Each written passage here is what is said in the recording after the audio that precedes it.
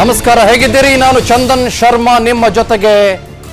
ಶುಭ ಸಂಜೆ. ಇವತ್ತಿನ view point with Chandan Sharma live ಡಿಬೇಟ್ಗೆ ಬಹಳ ಆತ್ಮೀಯವಾದ ಮತ್ತು ಅತ್ಯಂತ ಪ್ರೀತಿಯ ಸ್ವಾಗತ. ಇವತ್ತು ಬಹಳ ವಿಶೇಷವಾದಂಥ ಚರ್ಚೆ, ಯಾವ ಅನುಮಾನವೂ ಕೂಡ ಇಲ್ಲ. ಕಾರಣ ಏನು ಅಂತಂದ್ರೆ, ಲೋಕಸಭಾ ಚುನಾವಣೆಗೆ ನೋಟಿಫಿಕೇಶನ್ ಜಾರಿಯಾಗೋದಕ್ಕೆ ನಮ್ಮ ಪ್ರಕಾರ ಪ್ರಾಬಬ್ಲಿ ಇನ್ನೊಂದು 10-12 ದಿನಗಳು ಮಾತ್ರ ಬಾಕಿ ಉಳ್ಕೊಂಡಿದೆ. ಅದರಲ್ಲೂ ಕೂಡ ಕರ್ನಾಟಕದ ರಾಜ್ಯ ರಾಜಕೀಯ ಅಂತ ಬಂದಾಗ 28 ಕ್ಷೇತ್ರಗಳ ವಿಚಾರ ತೆಗೆದುಕೊಂಡಾಗ ಇಲ್ಲಿನ ರಾಜಕೀಯ ನಾಯಕರು, ಬಿಜೆಪಿಯವರು ಬಹಳ ಮುಖ್ಯವಾಗಿ ನರೇಂದ್ರ ಮೋದಿ ಫ್ಯಾಕ್ಟರ್ ಒಂದನ್ನ ಮಾತ್ರ ಮುಂದೆ ಇಟ್ಕೊಂಡು ಹೋಗ್ತಾ ಇದ್ದಾರಾ, ಅಥವಾ ನರೇಂದ್ರ ಮೋದಿ ಫ್ಯಾಕ್ಟರ್ ಹೊರತುಪಡಿಸಿಯೂ ಕೂಡ ಈ ಸರ್ಕಾರದ ವಿರುದ್ಧ ಮುಗಿಬಿದ್ದು 28 ಕ್ಷೇತ್ರಗಳಲ್ಲಿ ಹಲವು ಸ್ಥಾನಗಳನ್ನು ಪಡೆದುಕೊಳ್ಳುವತ್ತ ಯಶಸ್ಸನ್ನ ಕಾಣುತ್ತಾ? ನಂಬರ್ 1. ರಾಷ್ಟ್ರದ ವಿಚಾರ ಬಂದಾಗಲೂ ಕೂಡ ಬಿಜೆಪಿಗೆ ಅಥವಾ NDAಗೆ ಬರೀ ಮೋದಿ ಫ್ಯಾಕ್ಟರ್ ಒಂದೇ ವರ್ಕೌಟ್ ಆಗುತ್ತಾ, ಅಥವಾ ನ್ಯಾಷನಲ್ ಇಂಟಿಗ್ರಿಟಿ ವರ್ಕೌಟ್ ಆಗುತ್ತಾ, ಅಥವಾ ಬೇರೆ ಬೇರೆ ಏನಾದರೂ ವರ್ಕೌಟ್ ಆಗುತ್ತಾ? ನಂಬರ್ 3, ಕರ್ನಾಟಕಕ್ಕೆ ಮತ್ತೆ ವಾಪಸ್ ಬರ್ತೇನೆ. ಇಲ್ಲಿ ಕರ್ನಾಟಕದಲ್ಲಿ ಕಾಂಗ್ರೆಸ್ನ ಹಲವು ಎಡವಟ್ಟುಗಳಿದ್ದಾವೆ. ಅದು ಭ್ರಷ್ಟಾಚಾರದಿಂದ ಹಿಡಿದು, ಟ್ರಾನ್ಸ್ಫರ್ ಇಂದ ಹಿಡಿದು, ಸ್ವಜನ ಪಕ್ಷಪಾತದಿಂದ ಹಿಡಿದು ಹಲವು ನೂರು ವಿಚಾರಗಳಿದ್ದಾವೆ. ಅವುಗಳನ್ನ ಸಮರ್ಥವಾಗಿ ಇವರು, ಅತ್ಯಂತ ಸಮರ್ಥವಾಗಿ ರಾಜ್ಯದ ಬಿಜೆಪಿ ನಾಯಕರು ಫೇಸ್ ಮಾಡಿ ಅವನ್ನೂ ಕೂಡ ಫ್ರಂಟ್ ಲೈನ್ಗೆ ತೆಗೆದುಕೊಂಡು ಬಂದು ಹೋರಾಟ ಮಾಡ್ತಾರಾ, ಅಥವಾ ಮತ್ತೆ ನರೇಂದ್ರ ಮೋದಿ ಅವರೊಬ್ಬರೇ ನಮ್ಮ ನರೇಟಿವ್ ಅನ್ನುವ ರೀತಿಯಲ್ಲಿ ಸೃಷ್ಟಿ ಮಾಡ್ತಾರ? ಇದೊಂದು ಬಹಳ ಇಂಟ್ರೆಸ್ಟಿಂಗ್ ಚರ್ಚೆ ನಾವು ಇವತ್ತು ವ್ಯೂ ಪಾಯಿಂಟ್ನಲ್ಲಿ ಕಲೆ ಹಾಕಬೇಕಾಗಿರೋದು. ಇನ್ಫ್ಯಾಕ್ಟ್ ಇವತ್ತಿನ ಗೆಸ್ಟ್ಗಳು ಎಷ್ಟು ಅದ್ಭುತ ಅಂತಂದ್ರೆ, ಬಹಳ ಹಿರಿಯರಿದ್ದಾರೆ ಮತ್ತು ತಿಳಿದವರು, ಬಲ್ಲವರು, ಜ್ಞಾನಿಗಳು ನಮ್ಮನ್ನ ಇವತ್ತಿನ ಚರ್ಚೆಯಲ್ಲಿ ಜಾಯ್ನ್ ಆಗಿದ್ದಾರೆ. ನಾನು ಅವರನ್ನು ವೆಲ್ಕಮ್ ಮಾಡ್ಕೊಳ್ಳೋಕ್ಕಿಂತ ಮುಂಚೆ ಕೆಲವು ಫ್ಯಾಕ್ಟರ್ಸ್ ನಿಮ್ಮ ಮುಂದೆ ಇಡ್ತಾ ಹೋಗ್ತೀನಿ. ನನ್ನ ಹಿಂದ್ಗಡೆ ಇರುವಂತ LED ಪರದೆ ಮುಂದೆ ನಿಮಗೆ ನಾವು ಯಾವುದರ ಬಗ್ಗೆ ಚರ್ಚೆ ಮಾಡ್ತಾ ಇದ್ದೀವಿ ಅನ್ನೋದು ಬಹಳ ಸ್ಪಷ್ಟವಾಗಿ ಗೊತ್ತಾಗುತ್ತೆ. ನಮೋ ಅಂದ್ರೆ ಅಷ್ಟೇ ಸಾಕೆ ಅಂತ. ಮೋದಿ ಅಲಿಯ ಗುಂಗಲ್ಲೇ ಬಿಜೆಪಿ, ಬಹಳ ಮುಖ್ಯವಾಗಿ ಕರ್ನಾಟಕ ಬಿಜೆಪಿ ಈಗಲೂ ಕೂಡ ಇದೆಯಾ? ಕೇಂದ್ರದ ನಾಯಕರನ್ನೇ ನೆಚ್ಚಿಕೊಂಡಿದೆಯಾ ರಾಜ್ಯದ ಬಿಜೆಪಿ ಪಡೆ? ಅಥವಾ are there any other external factors too? ಇಲ್ಲ, ಈ ತರದ ವಿಚಾರಗಳಿದ್ದಾವೆ. ಇದನ್ನ ಜನರ ಮುಂದೆ ಇಟ್ಟು, ನರೇಂದ್ರ ಮೋದಿ ಅವರ ಫ್ಯಾಕ್ಟರ್ ಕೂಡ ಮುಂದೆ ಇಟ್ಟು ನಾವು ಹೋರಾಟ ಮಾಡೋಣ ಅನ್ನೋ ಥರದಲ್ಲಿ ಇದೆಯಾ? ನಂಬರ್ 1. ಪ್ರತಿಯೊಂದಕ್ಕೂ ಕೂಡ ದೆಹಲಿ ಮಟ್ಟದಲ್ಲೇ ಚರ್ಚೆ ನಡೆಯುತ್ತೆ. ಇದು ಕೂಡ ನಾವು ಗಮನಿಸಲೇಬೇಕಾಗಿರುವ ವಿಷಯ. ಮೋದಿ ಮತ್ತು ಅಮಿತ್ ಶಾ ಅವರ ಮೇಲೆ ಅತಿಯಾದಂಥ ಅವಲಂಬನೆ. ನಿಮಗೆ ನೆನಪಿರ್ಬೋದು, ವಿಧಾನಸಭೆಯ ಚುನಾವಣೆ ಸಂದರ್ಭದಲ್ಲಿ ಒಂದ್ಸಲ ಅಮಿತ್ ಶಾ ಹೇಳಿದ್ರು, ನೋಡಿ ಬರೀ ಮೋದಿ ಮೋದಿ ಮೋದಿ ಅಥವಾ ನನ್ನ ಹೆಸರು ಹೇಳ್ಕೊಂಡು ತಿರುಗಿದ್ರೆ ಸಾಲದು, ತಾವು ಕೂಡ ಪ್ರಯತ್ನ ಪಡಬೇಕು ಅನ್ನೋದನ್ನ ಒಂದ್ಸಲ ಹೇಳಿದ್ದನ್ನ ತಾವು ನೆನಪಲ್ಲಿ ಇಟ್ಕೊಂಡಿರ್ಬೋದು ಅಂತ ನನಗನ್ಸತ್ತೆ. ಆದರೆ ಎಲೆಕ್ಷನ್ ಸಮಯದಲ್ಲಿ ಮಾತ್ರ ಇವ್ರು ಏನು ಮಾಡ್ತಾರೆ, ಎಂಪಿಗಳು ಅಂತ ಕರೆಸ್ಕೊಳ್ಳೋರು, ಸಂಸದ ಮಹಾಶಯರು ಬಿಜೆಪಿಯವರು ಏನು ಮಾಡ್ತಾರೆ, ಕ್ಷೇತ್ರದಲ್ಲಿ ಓಡಾಟ ಮಾಡ್ತಾರೆ, ದೆಹಲಿಗೆ ಹೋಗ್ತಾರೆ, ಫ್ಲೈಟ್ ಹತ್ತಾರೆ, ಬರ್ತಾರೆ, ಹೋಗ್ತಾರೆ, ಮತ್ತೊಂದು ಏನೇನೋ ಮಾಡ್ತಾರೆ. ಆದರೆ ಮೋದಿ ಅವರನ್ನ ಕರೆಸಿ ರೋಡ್ ಶೋ ಮಾಡ್ತಾರೆ, ಸೈಲೆಂಟ್ ಆಗಿಬಿಡ್ತಾರೆ, ಇನ್ನಿತರ ಹಲವು ಫ್ಯಾಕ್ಟ್ರಿಗಳನ್ನ ಎತ್ಕೊಳ್ತಾರಾ? ಎತ್ಕೊಳಕ್ 100 ಫ್ಯಾಕ್ಟ್ರಿ ಇದೆ. ನಾನು ಒಪ್ಕೊಳ್ತೇನೆ, ಲೋಕಸಭಾ ಚುನಾವಣೆಗೂ ವಿಧಾನಸಭಾ ಚುನಾವಣೆಗೂ ಸಿಕ್ಕಾಪಟ್ಟೆ ವ್ಯತ್ಯಾಸ ಇದೆ ಅನ್ನೋದನ್ನು ಒಪ್ಕೊಳ್ತೇನೆ. ಅಲ್ಲಿ ನ್ಯಾಷನಲ್ ಇಶ್ಯೂಸ್ ಮ್ಯಾಟರ್ ಆಗುತ್ತೆ ಲೋಕಸಭಾ ಚುನಾವಣೆಯಲ್ಲಿ, ವಿಧಾನಸಭಾ ಚುನಾವಣೆಯಲ್ಲಿ ಸ್ಟೇಟ್ ಲೆವೆಲ್ ಇಶ್ಯೂಸ್ ಮ್ಯಾಟರ್ ಆಗುತ್ತೆ. ಅದನ್ನು ಕೂಡ ನಾನು ಒಪ್ಪಿಕೊಳ್ತೇನೆ, ಇಲ್ಲ ಅಂತ ಹೇಳೋದಿಲ್ಲ. ಆದರೂ ಕೂಡ ಬಹಳ ದೊಡ್ಡ ಪ್ರಶ್ನೆ ಏನು ಅಂತಂದ್ರೆ, ಇಲ್ಲ ಒಂದ್ಸಲ ಮೋದಿ ಅವರ ನೆಪ ಹೇಳ್ಕೊಂಡು ಗೆದ್ದು ಬಿಡ್ತಾರೆ ಇವರು. 14ನಲ್ಲೂ ಅದೇ ಮಾಡಿದ್ರು, 19ನಲ್ಲೂ ಅದೇ ಮಾಡಿದ್ರು, ಈಗಲೂ ಅದೇ ಮಾಡ್ತಾರೆ. ನಮ್ಮ ಕ್ಷೇತ್ರದಲ್ಲಿ ಒಬ್ಬ ಸಂಸದನೂ ಸಿಗೋದಿಲ್ಲ ಸರ್ ಅಂತ ಬಿಜೆಪಿಯ ಅನೇಕ ಜನ ಕಾರ್ಯಕರ್ತರು ಮಾತನಾಡಿದ್ದನ್ನ ನಾವು ನೀವು ಕೇಳಿಸ್ಕೊಂಡಿದ್ದೇವೆ. ಆಮೇಲೆ ಕೆಲ ಬಿಜೆಪಿ ಸಂಸದರಂತೂ ಈಗ ಬೆಂಗಳೂರಿನಲ್ಲೇ ವಾಸ್ತವ್ಯ ಹೂಡ್ತಾ ಇದ್ದಾರೆ. ಆಯ್ತಾ, ತುಂಬಾ ಜನ ಬಿಜೆಪಿ ಸಂಸದರು ಬೆಂಗಳೂರಿನಲ್ಲೇ ಇದ್ದಾರೆ. ನರೇಂದ್ರ ಮೋದಿ ಅನ್ನುವ ನಾಮಬಲ ಬಂದಿದ್ರೆ ಸಾಕು, ನಾವು ಗೆದ್ದು ಬಿಡ್ತೇವೆ ಅನ್ನೋ ರೀತಿಯಲ್ಲಿದ್ದಾರೆ. ಇನ್ಫ್ಯಾಕ್ಟ್ ಇವರಿಗೆ ಹೊಸದಾಗಿ JDSನವರು ಸಾಥ್ ಕೊಟ್ಟಿದ್ದಾರೆ, ಸೇರ್ಕೊಂಡಿದ್ದಾರೆ. ಅವರ ನಾಮಬಲವೂ ಕೂಡ JDSಗೆ ಒಂದು ರೀತಿ ವರದಾನವಾಗಿ ಸಿಗುವ ಥರದಲ್ಲಿ ಕಾಣಿಸ್ತಾ ಇದೆ. But there are so many factors. But ನೆನಪಿರಲಿ ಒಂದು ವಿಷಯ, ಬೇರೆ ರಾಜ್ಯಗಳಿಗೆ ಕಂಪೇರ್ ಮಾಡಿಕೊಂಡ್ರೆ ಕಾಂಗ್ರೆಸ್ಸು ಕರ್ನಾಟಕದಲ್ಲಿ ಬಹಳ ಸ್ಟ್ರಾಂಗ್ ಇದೆ. ನಾನು ಇಂಟರ್ನಲ್ಲಿ ಮಾತನಾಡ್ತಾ ಇದ್ದೀನಿ. ಇನ್ಫೈಟಿಂಗ್ ತುಂಬ ಇದೆ, ನಾನು ಇಲ್ಲ ಅಂತ ಹೇಳ್ತಾ ಇಲ್ಲ. ಅವರ ಒಳಜಗಳ, ಒಳಬೇಗುದಿ, ಒಳ ಸಮಸ್ಯೆ, ನೋವು, ಆತಂಕ, ದುಗುಡ, ದುಃಖ, ದುಮ್ಮಾನ ಅದೆಲ್ಲವೂ ಕೂಡ ತುಂಬ ಇದೆ. ಬಟ್ ನಾನು ಇಲ್ಲ ಅಂತ ಹೇಳ್ತಾ ಇಲ್ಲ. ಬಟ್ 2-3 ರಾಜ್ಯಗಳನ್ನು ಹೊರತುಪಡಿಸಿದ್ರೆ ಕಾಂಗ್ರೆಸ್ ಅಂತ ಸ್ಟ್ರಾಂಗೆಸ್ಟ್ ಫ್ಯಾಕ್ಟರ್ಗಳನ್ನು ಬೇರೆ ರಾಜ್ಯಗಳಲ್ಲಿ ಹೊಂದಿಲ್ಲ. ಹಾಗಾಗಿ ಮೋದಿಯವರ ಜನಪ್ರಿಯತೆ ಏನಿದೆ ಮತವಾಗಿ ಮಾರ್ಪಾಡಾಗ್ತಾ ಇದೆ. ಈ ಸಲವೂ ಕೂಡ ಅಷ್ಟೇ. ರಾಮ್ಲಲ್ಲಾ ಪ್ರತಿಷ್ಠಾಪನೆ ಆಯಿತು, ಬೇರೆ ಬೇರೆ ಆಯಿತು. ಆಮೇಲೆ ಅದಕ್ಕಿಂತ ಮುಂಚೆ ಬೇರೆ ಬೇರೆ ಕ್ರಮಗಳನ್ನು ನ್ಯಾಷನಲ್ ಸೆಕ್ಯೂರಿಟಿ ಇಶ್ಯೂನಲ್ಲಿ ಅಥವಾ ಇಡೀ ದೇಶಕ್ಕೆ ಮಾನ್ಯ ಪ್ರಧಾನಮಂತ್ರಿಗಳು ಕೊಡುಗೆಯಾಗಿ ಕೊಟ್ಟಂಥ ವಿಷಯದಲ್ಲಿ, ಅದು ಶೌಚಾಲಯವಾಗಿರ್ಬೋದು, ಜನಧನ್ ಅಕೌಂಟ್ ಆಗಿರ್ಬೋದು, ಅಥವಾ ಮತ್ತಿತರ ಅನೇಕ ಯೋಜನೆಗಳಾಗಿರ್ಬೋದು, ಅದ್ಯಾವುದೂ ಕೂಡ ರಾಜ್ಯದ ಬಿಜೆಪಿ ನಾಯಕರ ಬಾಯಲ್ಲಿ ಬರೋದಿಲ್ಲ. ಆಮೇಲೆ ಲೋಕಸಭೆ ಚುನಾವಣೆಯಲ್ಲಿ ಜಾತಿ ಫ್ಯಾಕ್ಟ್ರಿ ಒಂದು ಹಂತಕ್ಕೆ ವರ್ಕೌಟ್ ಆಗ್ಬೋದು, ಇಲ್ಲ ಅಂತ ನಾನು ಹೇಳೋದಿಲ್ಲ. ಭ್ರಷ್ಟಾಚಾರ ಕೂಡ ಒಂದು ಹಂತಕ್ಕೆ ವರ್ಕೌಟ್ ಆಗ್ಬೋದು, ಇಲ್ಲ ಅಂತ ನಾನು ಹೇಳೋದಿಲ್ಲ. ಆಮೇಲೆ ರಾಷ್ಟ್ರೀಯತೆ ವಿಚಾರದಲ್ಲಿ ಮಾನ್ಯ ಪ್ರಧಾನಿಗಳು ತೆಗೆದುಕೊಂಡಂಥ ಹಲವು ದಿಟ್ಟ ನಿರ್ಧಾರಗಳು ಕೂಡ ಖಂಡಿತ ವರ್ಕೌಟ್ ಆಗುತ್ತೆ, ಇಲ್ಲ ಅಂತ ಹೇಳೋದಿಲ್ಲ. ಆಮೇಲೆ ಅಂತಾರಾಷ್ಟ್ರೀಯ ಮಟ್ಟದಲ್ಲಿ ಮಾನ್ಯ ಪ್ರಧಾನಮಂತ್ರಿಗಳು ಕಾಯ್ದುಕೊಂಡಿರುವ ಆ ಡಿಪ್ಲೊಮಸಿ ಇದೆಯಲ್ಲ, ಅದನ್ನು ಕೂಡ ನಾವು ತಳ್ಳಿ ಹಾಕಕ್ಕಾಗೋದಿಲ್ಲ. ಬಟ್ ನಾವು ಗ್ರೌಂಡ್ ಲೆವೆಲ್ಗೆ ಬರೋಣ. ಒಂದು ಸ್ವಲ್ಪ ಗ್ರೌಂಡ್ ಲೆವೆಲ್ಗೆ ಬಂದಾಗ ನಮೋ ಅಂದ್ರೆ ಅಷ್ಟೇ ಸಾಕೆ ಅನ್ನೋ ಪ್ರಶ್ನೆ ಸಹಜವಾಗಿ ಮೂಡುತ್ತೆ. ಇದೆಲ್ಲವೂ ಇದೆ. There are many many many many absolutely positive factors, ಅದರ ಬಗ್ಗೆ ಅನುಮಾನ ಇಲ್ಲವೇ ಇಲ್ಲ. ಬಟ್ ರಾಜ್ಯದ ಬಿಜೆಪಿಯವರಿಗೆ, ನಾನು ಕರ್ನಾಟಕಕ್ಕೆ ಮಾತ್ರ ಸೀಮಿತಗೊಳಿಸ್ತೇನೆ, ರಾಜ್ಯದ ಬಿಜೆಪಿಯವರಿಗೆ ನರೇಂದ್ರ ಮೋದಿ ಫ್ಯಾಕ್ಟರ್ ಒಂದೇ ಇದೆಯಾ ಈ ಸಲ, ಅಥವಾ ಮೋದಿ ಅವರ ಫ್ಯಾಕ್ಟರ್ನ ಹೊರತುಪಡಿಸಿ ಬೇರೆ ಬೇರೆ ಫ್ಯಾಕ್ಟರ್ಗಳು ಕೂಡ ಇಲ್ಲಿ ವರ್ಕೌಟ್ ಆಗ್ತವ ಅಂತನ್ನೋದು ನಾವು ಕೇಳಬೇಕಾಗಿರುವ ಪ್ರಶ್ನೆ. ಆಮೇಲೆ ಜನಸಾಮಾನ್ಯರಿಗಂತೂ ನರೇಂದ್ರ ಮೋದಿ ಅವರ ಆಡಳಿತದ ಬಗ್ಗೆ, ಸಾಮರ್ಥ್ಯದ ಬಗ್ಗೆ ಬಹಳ ಒಳ್ಳೆಯ ಅಭಿಪ್ರಾಯ ಇದೆ. ಮೋದಿ ನಾಯಕತ್ವದ ಬಗ್ಗೆ ಜನಸಾಮಾನ್ಯರು ಬಲವಾದಂಥ ನಂಬಿಕೆಯನ್ನು ಹೊಂದಿದ್ದಾರೆ. ನೀವು ಯಾರನ್ನೇ ಕೇಳಿ, ನಮ್ಮ ಸ್ಟ್ರೆಂತ್ ಮೋದಿ, ನಮ್ಮ ಸ್ಟ್ರೆಂತ್ ಮೋದಿ, ನಮ್ಮ ಸ್ಟ್ರೆಂತ್ ಮೋದಿ ಅಂತ ಹಲವು ಜನ ಹೇಳ್ಕೊಂಡು ಬರೋದನ್ನು ನಾವು ನೀವು ಕಂಡಿದ್ದೇವೆ, ನಾವು ನೀವು ಗಮನಿಸಿದ್ದೇವೆ. ಆ ಕಾರಣಕ್ಕಾಗಿ is this the only factor which BJP is relying upon?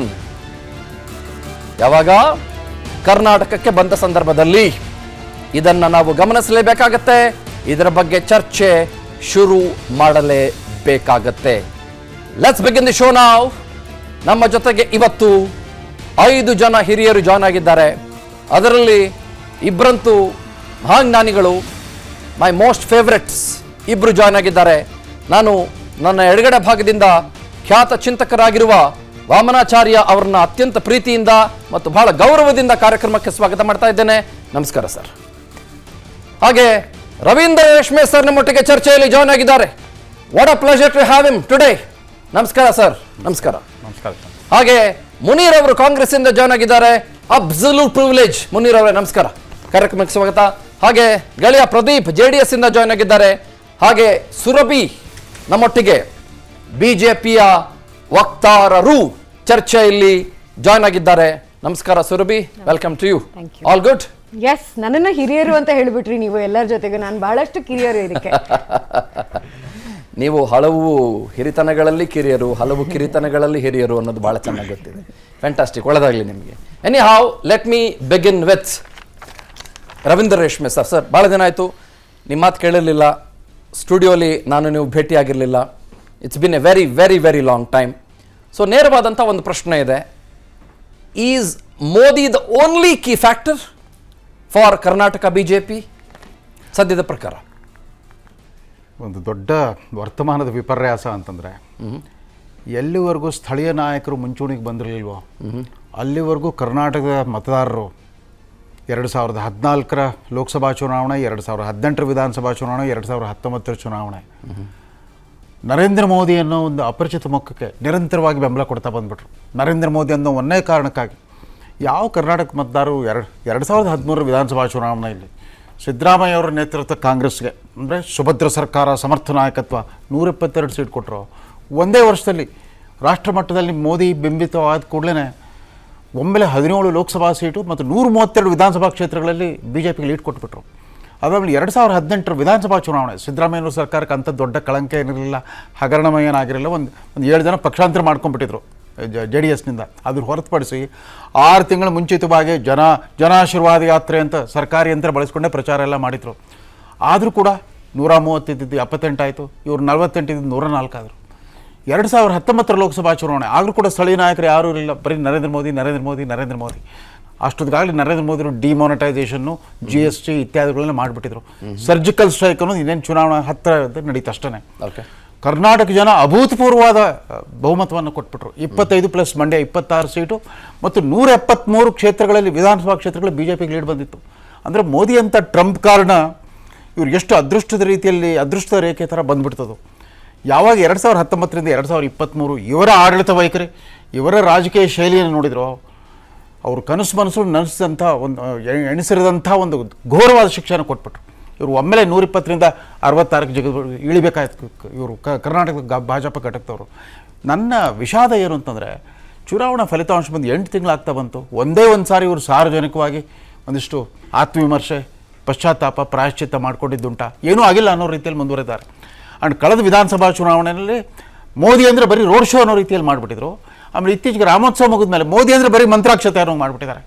ಉಳಿದಂಥ ಮೋದಿ 10 ವರ್ಷಗಳಲ್ಲಿ ತಂದಿರೋ ಅವರ ವಿಭಿನ್ನ ಕಾರ್ಯಶೈಲಿ ಮತ್ತು ಅವರು ತಂದ ವಿಶಿಷ್ಟವಾದ ಕಾರ್ಯಕ್ರಮಗಳು, ಧೀರೋದಾತ್ತ ನಿಲುವುಗಳು, ಬೇರೆ ಬೇರೆ ಸಂದರ್ಭದಲ್ಲಿ ಅದು ಯಾವುದು ಬೇಡ, ಸಬ್ಕಾ ಸಾಥ್, ಸಬ್ಕಾ ವಿಕಾಸ್, ಸಬ್ಕಾ ವಿಶ್ವಾಸ ಅನ್ನೋ 3 ಘೋಷಣೆಗಳಿದೆಯಲ್ಲ, ಅಟ್ಲೀಸ್ಟ್ ಅದರ ತಾತ್ಪರ್ಯವನ್ನಾದರೂ ಜನಕ್ಕೆ ತಿಳಿಸೋ ಪ್ರಯತ್ನ ಮಾಡಲಿಲ್ಲ. ಓಕೆ, ಎಲ್ಲಕ್ಕಿಂತ ಮುಖ್ಯವಾಗಿ ಸ್ವತಂತ್ರ ಭಾರತ ಪ್ರಪ್ರಥಮವು ನಿಜವಾದ ಅರ್ಥದಲ್ಲಿ OBC ಪ್ರಧಾನಮಂತ್ರಿ ಮೋದಿ ಅನ್ನೋದೇ ಗೊತ್ತಿಲ್ಲ ಕರ್ನಾಟಕದಲ್ಲಿ. ಯಾಕಂದರೆ ಕಳೆದ 50 ವರ್ಷಗಳಿಂದ ದೇವರಾಜ ಕಾಲದಿಂದ ಕರ್ನಾಟಕದ ರಾಜಕಾರಣದಲ್ಲಿ ಅಂತರ್ಗಾಮಿಯಾಗಿ ಹರಿತಾ ಇರೋದು ಸಾಮಾಜಿಕ ನ್ಯಾಯದ ರಾಜಕಾರಣ. ಸಿದ್ದರಾಮಯ್ಯವರು ಅಹಿಂದ ಅಂತ ಬಡ್ಕೊಂಡೇ ಬಂದಿದ್ದಾರೆ. ಮೋದಿಗಿಂತ ಅಹಿಂದಾನ ನೀವು ಅಂತ ಒಬ್ಬರು ಕೇಳಿಲ್ಲ. ಇವರು ಮೋದಿ 2001 ಅಕ್ಟೋಬರ್ 4ರವರೆಗೂ ಒಂದು ಸ್ವಂತ ಮನೆ ಅಡ್ರೆಸ್ ಇರಲಿಲ್ಲ, ಸ್ವಂತ ಬ್ಯಾಂಕ್ ಅಕೌಂಟ್ ಇರಲಿಲ್ಲ, ಮೇಲ್ಜಾತಿ ಮೇಲ್ವರ್ಗ ರಾಜವಂಶದ ಹಿನ್ನೆಲೆ ಇಲ್ಲದಿರೋ ವ್ಯಕ್ತಿ, ಒಂದು ಮುನ್ಸಿಪಾಲ್ಟಿ ಚುನಾವಣೆಗೂ ನಿಲ್ಲದೇ ಇರೋ ವ್ಯಕ್ತಿ, ಅಲ್ಲಿಂದಾಚೆ ಕಳೆದ 23 ವರ್ಷದಿಂದ ನಿರಂತರವಾಗಿ ನಂಬರ್ 1 ಸ್ಥಾನದಲ್ಲಿದ್ದಾನೆಂದರೆ ಆತನಲ್ಲಿರೋ ಒಂದು ವಿಶಿಷ್ಟ ಪ್ರತಿಭೆ, ಪರಿಶ್ರಮವನ್ನು ಕರ್ನಾಟಕದ ಮತದಾರ ಗುರುತಿಸಿದ್ದಾರೆ ಹೊರತು ಅವರ ಸಂಕೀರ್ಣ ವ್ಯಕ್ತಿತ್ವವನ್ನು ಮತದಾರರಿಗೆ ಬಿಂಬಿಸೋದಕ್ಕೆ ಸ್ಥಳೀಯ ನಾಯಕರೇ ಫೇಲ್ ಆಗಿಬಿಟ್ರು ಅನ್ನೋದು ನನ್ನ ದೊಡ್ಡ ವಿಷಾದ. ಅವರು ನೋಡಿ 3 ಅನಿಷ್ಟಗಳನ್ನು ಗುರುತಿಸ್ತಾ ಬಂದರು ಮೋದಿಯವರು. ಅದನ್ನ ಇವ್ರು ಯಾರು ಅದನ್ನ ಉಲ್ಲೇಖನ ಮಾಡಲ್ಲ. ಜಾತಿವಾದ, ಪರಿವಾರವಾದ, ಭ್ರಷ್ಟಾಚಾರ ಅಂತ ನಿರಂತರವಾಗಿ ಹೇಳ್ತಾ ಬಂದರು ಕಳೆದ 2 ವರ್ಷಗಳಿಂದ. ಯಾವತ್ತು ಯಡಿಯೂರಪ್ಪನವರು ರಾಜೀನಾಮೆ ಕೊಡೋ ಪ್ರಸಂಗ ಬಂತು, ಅವಾಗಿಂದ ದೇಶಾದ್ಯಂತ ಅದನ್ನ ಹೇಳ್ತಾ ಬಂದರು. ಅದ್ರ ಬಗ್ಗೆ ಯಾರಾದ್ರೂ ವ್ಯಾಖ್ಯಾನ ಮಾಡ್ತಾರ, ವಿಶ್ಲೇಷಣೆ ಮಾಡ್ತಾರ, ಯಾರನ್ನ ಉದ್ದೇಶ ಹೇಳ್ತಾ ಇರುತ್ತೆ, ಯಾರು ಕೇಳ್ತಾರ ಇಲ್ಲ. ಆಮೇಲೆ ಮೊನ್ನೆ ರಾಮೋತ್ಸವವನ್ನು ಕೂಡ ವಿಕಸಿತ ಭಾರತ ಸಂಕಲ್ಪ ಯಾತ್ರೆ ಅಂತ ಮಾಡಿಬಿಟ್ರು. ಅದನ್ನು ಬರೀ ಧಾರ್ಮಿಕ ಉತ್ಸವ ಮಾಡಲಿಲ್ಲ, ಒಬ್ಬರು ಬಾಯಲ್ಲದು ಬರ್ತಲ್ಲ 2047ಕ್ಕೆ ಭಾರತವನ್ನು ಡೆವಲಪ್ಡ್ ಕಂಟ್ರಿ ಮಾಡಬೇಕು ಅನ್ನೋ ಒಂದು ಕ್ರಿಯಾ ಯೋಜನೆ ಅವ್ರ ಹತ್ರ ಇದೆ. ಅದ್ರ ಬಗ್ಗೆ ಯಾರೂ ಮಾತಾಡಲ್ಲ. ಹೀಗಾಗಿ ಮತ್ತೆ ಅವ್ರು ಮೋದಿಯವ್ರನ್ನ ಅವಲಂಬಿಸ್ತಾರೆ ನಿಜ, ಆದರೆ ಮೋದಿಯವರ ಸಂದೇಶವಾಹಕರು ಯಾರಿದ್ದಾರೆ ಕರ್ನಾಟಕದಲ್ಲಿ? ಅಂದರೆ ಮೋದಿ ನೋಡಿ, ಇವ್ರ 5 ಗ್ಯಾರಂಟಿ ಕಾರ್ಯಗಳಿಗೆ ಮೋದಿಯವರು ನನ್ನ ಗ್ಯಾರಂಟಿ ಮೋದಿ ಗ್ಯಾರಂಟಿ ಯಾವುದು ಅಂತಂದರೆ ಭ್ರಷ್ಟಾಚಾರ ಮುಕ್ತ ದಕ್ಷ ಆಡಳಿತ. 2 ಸೂತ್ರಗಳನ್ನ ಅನುಸರಿಸ್ತಾ ಬಂದಾರೆ ಮೋದಿಯವ್ರ ಎಲ್ಲ ಕಾರ್ಯಕ್ರಮಗಳು ಕೂಡ.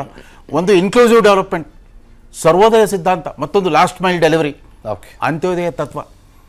ಯಾವ ವಿಚಾರಧಾರೆನೂ ಕೇಳ್ತಾ ಇಲ್ಲ, ಬರೀ ಶುಷ್ಕವಾದ ಮಾತುಗಳು, ಬಾಯಿ ಬಿಟ್ಟರೆ ಬಣ್ಣಗೇಡಿ ಅನ್ನೋ ರೀತಿಯಲ್ಲಿ ಬೆಂಕಿ ಕಾರುವಂಥ ಮಾತುಗಳು, ಜನಾಂಗಗಳನ್ನು ದ್ವೇಷಿಸುವಂಥ ಮಾತುಗಳು. ಯಾಕೆ ಹೀಗಾಗ್ತಾ ಇದೆ? ಹಾಗಾಗಿ ಕರ್ನಾಟಕದ BJPಯವರು ಅಷ್ಟು ಅವರು ಅನ್ಕೊಂಡಿರೋಷ್ಟು ಒಂದು ಭ್ರಮಾಲೋಕದಲ್ಲಿದ್ದಾರೆ. ತುಂಬ ಕಷ್ಟದಾಯಕವಾಗಿದೆ Lok Sabha. With or without Modi it's going to be herculean task to win this election. That's an interesting observation. ನಾನು ಮಾತನಾಡಿಸ್ತೀನಿ. ವಾಮನಾಚಾರ್ಯ ಸರ್, ತಾವೇನು ಹೇಳ್ತೀರಿ? ಯಾಕೆಂತಂದರೆ ಮಾನ್ಯ ಪ್ರಧಾನಮಂತ್ರಿಗಳ ಹೆಸರು ಹಲವು ಉದ್ದೇಶಗಳಿಗೆ ಭಾರತೀಯ ಜನತಾ ಪಕ್ಷದಿಂದ ಬಹಳ ದೊಡ್ಡ ಮಟ್ಟದಲ್ಲಿ ಬಳಕೆ ಆಗಿದೆ ಮತ್ತು ಅವರ ವರ್ಚಸ್ಸನ್ನು ತಳ್ಳಿ ಹಾಕುವ ಹಾಗಿಲ್ವೇ ಇಲ್ಲ. ನಾವು ಬೆಂಗಳೂರಿನಲ್ಲಿ ಮೋದಿಯವರು ರೋಡ್ ಶೋ ನಡೆಸಿದಾಗ ಸೇರಿದಂಥ ಜನಸಾಗರ ಮತ್ತು ವಿಧಾನಸಭೆಯ ಎಲೆಕ್ಷನ್ನಲ್ಲಿ BJP ಬೆಂಗಳೂರಿನ ಸುತ್ತಮುತ್ತಲಲ್ಲಿ ಗೆದ್ದುಕೊಂಡಂಥ ಸೀಟ್ಗಳೇ ಅದಕ್ಕೆ ಬಹಳ ಪ್ರಬಲವಾದಂಥ ಸಾಕ್ಷಿಯಾಗಿ ನಿಂತ್ಕೊಳ್ಳುತ್ತೆ.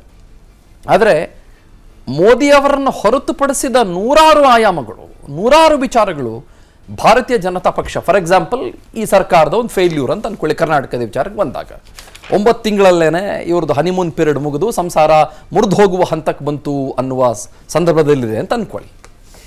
ಅದನ್ನು ಯಾಕೆ ಇವರು ದೊಡ್ಡ ಮಟ್ಟದಲ್ಲಿ ಬಳಸ್ಕೊಳ್ತಾ ಇಲ್ಲ, ಭ್ರಷ್ಟಾಚಾರದ ವಿಚಾರನ ಜನರ ಮುಂದೆ ತೆರೆದಿಡ್ತಾ ಇಲ್ಲ, ಅಥವಾ ಇವರ ಒಳಗಿನ ಬೇಗುದಿಗಳನ್ನು ಜನರ ಮುಂದೆ ತೆರೆದಿಡ್ತಾ ಇಲ್ಲ. ಏನು ಅಡ್ಜಸ್ಟ್ಮೆಂಟ್ ಪಾಲಿಟಿಕ್ಸಾ? ಆಮೇಲೆ ಅದರ ಜೊತೆಗೆ ಜಾತಿ ರಾಜಕೀಯ ಇದೆ, ಮತ್ತು ಇಬ್ಬರು ನಾಯಕರಿದ್ದಾರೆ, ಸಿ ಎಂ ಕಿತ್ತಾಟ, ಅಲ್ಲಿಂದಾನೇ ಇದರ ಅಭದ್ರತೆ ಬಹಳ ದೊಡ್ಡ ಮಟ್ಟದಲ್ಲಿ ಕಾಣಿಸೋಕ್ಕೆ ನಿಮಗೆ ಶುರುವಾಗಿದೆ. But still why the Karnataka BJP is banking upon only on Modi? ದಯಮಾಡಿ ಪ್ಲೀಸ್.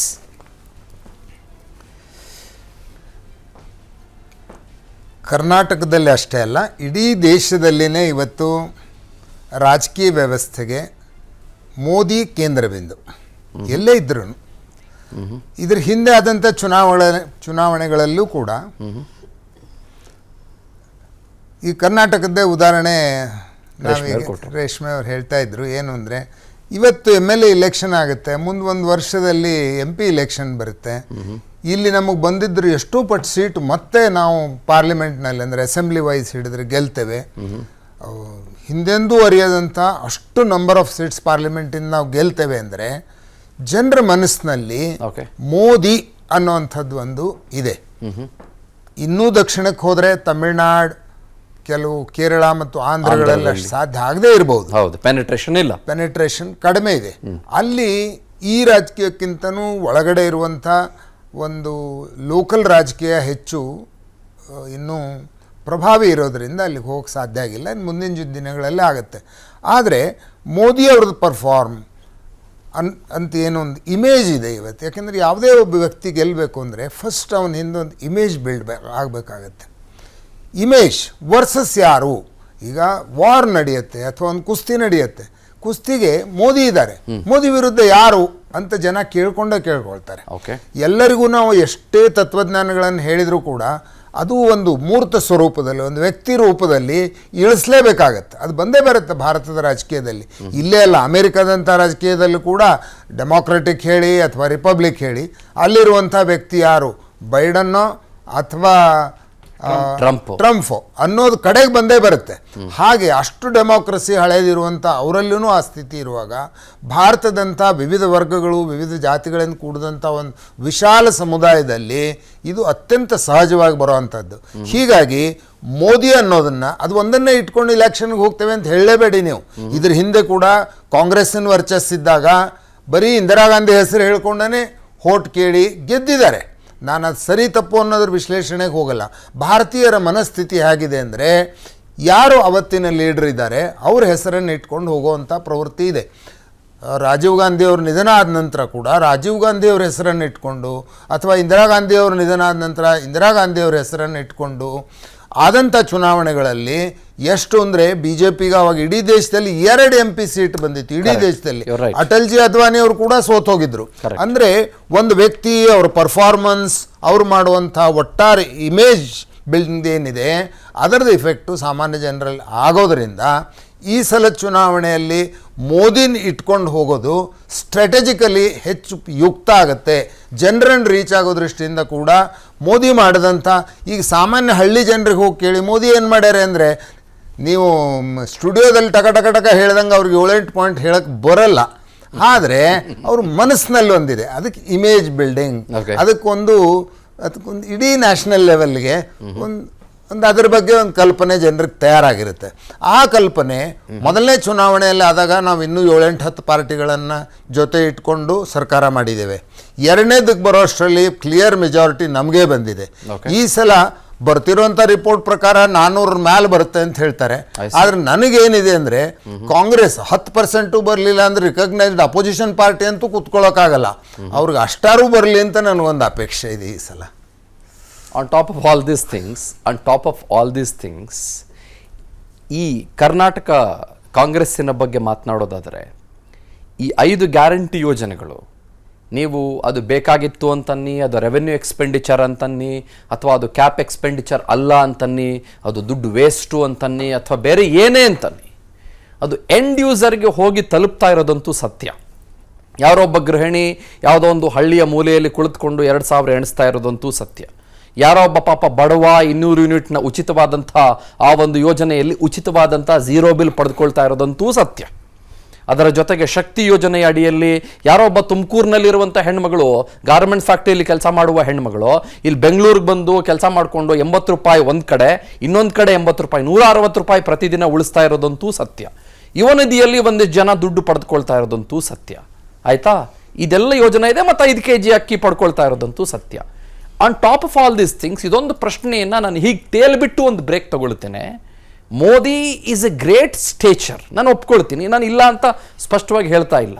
ಆದರೆ ಕರ್ನಾಟಕದ ವಿಚಾರಕ್ಕೆ ಮಾತ್ರ ಬರೋದಾಗ ಈ 5 ಗ್ಯಾರಂಟಿಗಳನ್ನು ಸಂಪೂರ್ಣವಾಗಿ ಜನ ಮರೆತೇ ಬಿಟ್ಟು ಬಿಜೆಪಿಯ ಕಡೆಗೆ ಅಥವಾ ಮೋದಿಯವರ ಕಡೆಗೆ ಒಲವು ತೋರಿಸಿ ಬಿಡ್ತಾರಾ? ನಾನೀಗ ಮುನೀರ್ ಅವರಿಗೆ ಪ್ರಶ್ನೆಯನ್ನು ಕೇಳ್ತೇನೆ. ಮುನೀರ್ ಅವರು ಬೇಕಿಂತ ಮುಂಚೆ ನಾನು ಆ ಪ್ರಶ್ನೆಗೆ ಒಂದು ಸಣ್ಣ ಮಟ್ಟದಲ್ಲಿ ಒಂದು ಮುನ್ನುಡಿಯನ್ನು ಹಾಕಿ ಕೊಟ್ಟಿದ್ದೆ ಆಗಲೇ. So what's your take on that? What's your view point? ನೀವು ಆವಾಗಲೇ ಹೇಳಿದ್ರಿ, ಕರ್ನಾಟಕದ ಚುನಾವಣೆಯಲ್ಲಿ ಬಿ ಜೆ ಪಿ ಹೇಗೆ ಎದುರಿಸುತ್ತೆ ಮತ್ತು ರಾಷ್ಟ್ರ ಮಟ್ಟದಲ್ಲಿ ಮೋದಿ ಅವ್ರನ್ನ ಇಟ್ಕೊಂಡು ಹೇಗೆ ಎದುರುತ್ತೆ, ತುಂಬ ಅಜಗಜಾಂತರ ವ್ಯತ್ಯಾಸಗಳಿದ್ದಾವೆ, ಎಸ್ಪೆಷಲಿ ಈ ಚುನಾವಣೆಯಲ್ಲಿ. ಓಕೆ, ರೇಷ್ಮೆ ಸರ್ ಅವಾಗ ಹೇಳ್ತಾ ಇದ್ರು 14, 13, 18 ತನಕ ಮಾತ್ರ ಬಂದರು ಅವರು, ಮೋದಿ ಅವ್ರ ಮುಖ ನೋಡ್ಕೊಂಡು ಓಟ್ ಹಾಕಿದ್ರು ಅಂತ. ಅವರು 19, 23 ಅವ್ರು ಮಾತಾಡಲಿಲ್ಲ. ಕಾರಣ ಅವರಿಗೂ ಗೊತ್ತಿದೆ. 23ಕ್ಕೆ ಅದೇ ಮೋದಿ ಅವರು ಗಲ್ಲಿಗೆ ಹೋಗಿದ್ದಾರೆ. ಸರಿಸುಮಾರು 17 ರ್ಯಾಲಿಗಳು. ಅಮಿತ್ ಶಾ ಅವರು ಒಂದು ಪಂಚಾಯತ್ ಲೆವೆಲ್ ಕ್ಯಾಂಪೇನ್ ಮಾಡಿದ್ದಾರೆ. ಪಂಚಾಯತ್ ಲೆವೆಲ್, ನನ್ನ ಊರಿನ ಒಂದು ಪಂಚಾಯತ್. ನೀವು ಹೇಳ್ತಾ ಇರೋದು ವಿಧಾನಸಭೆ ಕಾನ್ಸ್ಟಿಟ್ಯೂನ್ಸಿಗೆ. ಅಂದರೆ ನಾನೇನು ಹೇಳಕ್ ಹೋಗ್ತಾ ಇದ್ದೀನಿ ಅಂದರೆ, ಎಲ್ಲರನ್ನ ಎಲ್ಲ ಕಾಲದಲ್ಲೂ ಮೂರ್ಖರನ್ನಾಗಿಸ್ಲಿಕ್ಕೆ ಸಾಧ್ಯ ಇಲ್ಲ. ಹೌದು, ಅವ್ರು ಹೇಳಿದಾಗ ಒಂದು ಪ್ರೊಜೆಕ್ಟ್ ಮಾಡಿದ್ದಾರೆ, ಒಂದು ಪಬ್ಲಿಸಿಟಿ, ಏನು ಮಾಡಿಲ್ಲ ಅಂದ್ರೂ ಇವ್ರು ನೋಡ್ಕೊಂಡು ಓಟ್ ಹಾಕಬೇಕು. ಆ ಒಂದು ಪ್ರಾಸ್ಪೆಕ್ಟ್ ಅನ್ನ ಚೆನ್ನಾಗಿ ಇನ್ವೆಸ್ಟ್ ಮಾಡಿದ್ದಾರೆ, ಅಡ್ವರ್ಟೈಸ್ಮೆಂಟ್ ಮಾಡಿದ್ದಾರೆ. ಎಲ್ಲ ಚಾನಲ್ಗಳೆಲ್ಲ ಅಂದ್ರೂ ಒಂದು ಮ್ಯಾಕ್ಸಿಮಮ್ ಚಾನಲ್ಗಳಲ್ಲಿ ಬೆಳಗಿನ ಸಾಯಂಕಾಲದಲ್ಲಿ ಏನು ತೋರಿಸಬೇಕು ಅನ್ನೋದು ಗೊತ್ತಿದೆ. ಸೋಷಿಯಲ್ ಮೀಡಿಯಾದಲ್ಲಿ ಹೇಗೆ ಬರಬೇಕು, ಅಪೋಸಿಷನ್ ಪಾರ್ಟಿಯವರ ಸೋಷಿಯಲ್ ಮೀಡಿಯಾದಲ್ಲಿ ಅವ್ರು ಎಗ್ನೆಸ್ಟ್ ಹಾಕಿದಾಗ ಅದು ಹೇಗೆ ಜನರಿಗೆ ರೀಚ್ ಆಗದಿರೋ ಥರ ವ್ಯವಸ್ಥಿತವಾಗಿ ಮಾಡಿದ್ದಾರೆ. ಬಟ್ ಅದನ್ನು ನಾನು ಹೇಳೋದು, ಎಲ್ಲ ಕಾಲಕ್ಕೂ ಅದು ಬರೋದಿಲ್ಲ. ಮತ್ತು ಕರ್ನಾಟಕದ ಚುನಾವಣೆಯಲ್ಲಿ ನೀವು ಮೋದಿ ಅವ್ರನ್ನ ನಂಬ್ಕೊಂಡು ಈ ಸರಿ ಬಿಜೆಪಿ ಹೋದ್ರೂ ಅಷ್ಟೇ ಅದು ಸಾಧ್ಯ ಇಲ್ಲ. ನೀವು ಆವಾಗಲೇ ಹೇಳಿದ್ರಿ. ಯಾಕೆ ಅಂತ ಹೇಳಿದ್ರೆ, ಈ 9 ವರ್ಷ ಮತ್ತು ಬಿಜೆಪಿ ಆಳಿದ 4 ವರ್ಷದಲ್ಲಿ ಜನಸಾಮಾನ್ಯರು ಅವರ ಜೀವನ ಮಟ್ಟಕ್ಕೆ ಸಂಬಂಧಪಟ್ಟಂತ ಅವರ ಸಂಪಾದನೆ, ಆ ಉಳಿತಾಯ, ನನ್ನ ಮಕ್ಕಳು ಕನಸುಗಳಿಗೆ ಏನಾದರೂ ಪೂರಕವಾಗಿದ್ದಿದ್ರೆ ಖಂಡಿತವಾಗ್ಲೂ ಅದು ನಡೀತಿತ್ತೇನೋ. ಬಟ್ ಈಗ ಮರುಭೂಮಿಯಲ್ಲಿ ಓಎಸ್ಎಸ್ ಸಿಕ್ಕದ ಹಾಗೆ ಈ ಗ್ಯಾರಂಟಿಗಳು ಆ ಜನರಿಗೆ. ಯಾಕಂದ್ರೆ ಅಷ್ಟರ ಮಟ್ಟಿಗೆ ಅವರ ಸೇವಿಂಗೇ ಇಲ್ಲ. ಅವರ ಆದಾಯ ಹೆಚ್ಚಾಯ್ತಾ ಕೇಳಿದ್ರೆ ಇಲ್ಲ, ಸೇವಿಂಗ್ ಇಲ್ಲ. ಹೇಗೆ ಮಾಡ್ಬೋದಾಗಿತ್ತು, ಅದ್ಭುತವಾಗಿ ಮಾಡ್ಬೋದಾಗಿತ್ತು, ಬೇರೆ ಏನು ಬೇಡ ಇತ್ತು. ಡೀಸೆಲ್ ರೇಟ್ ಒಂದು ಕಡಿಮೆ ಮಾಡಿದ್ರು ಜನರು ತಿನ್ನುವ ಆಹಾರದ ಮೇಲೆ ಎಷ್ಟು ಉಳಿತಾಯ ಆಗ್ತಿತ್ತು ಅಂತ ಗೊತ್ತಿತ್ತು, ಅದು ಇಲ್ಲ. ಇವತ್ತು ಸರಿಸುಮಾರು 4.5 ಕೋಟಿಯಿಂದ 5 ಕೋಟಿ ಜನರಿಗೆ ಅದು ತಲುಪ್ತಾ ಇದೆ.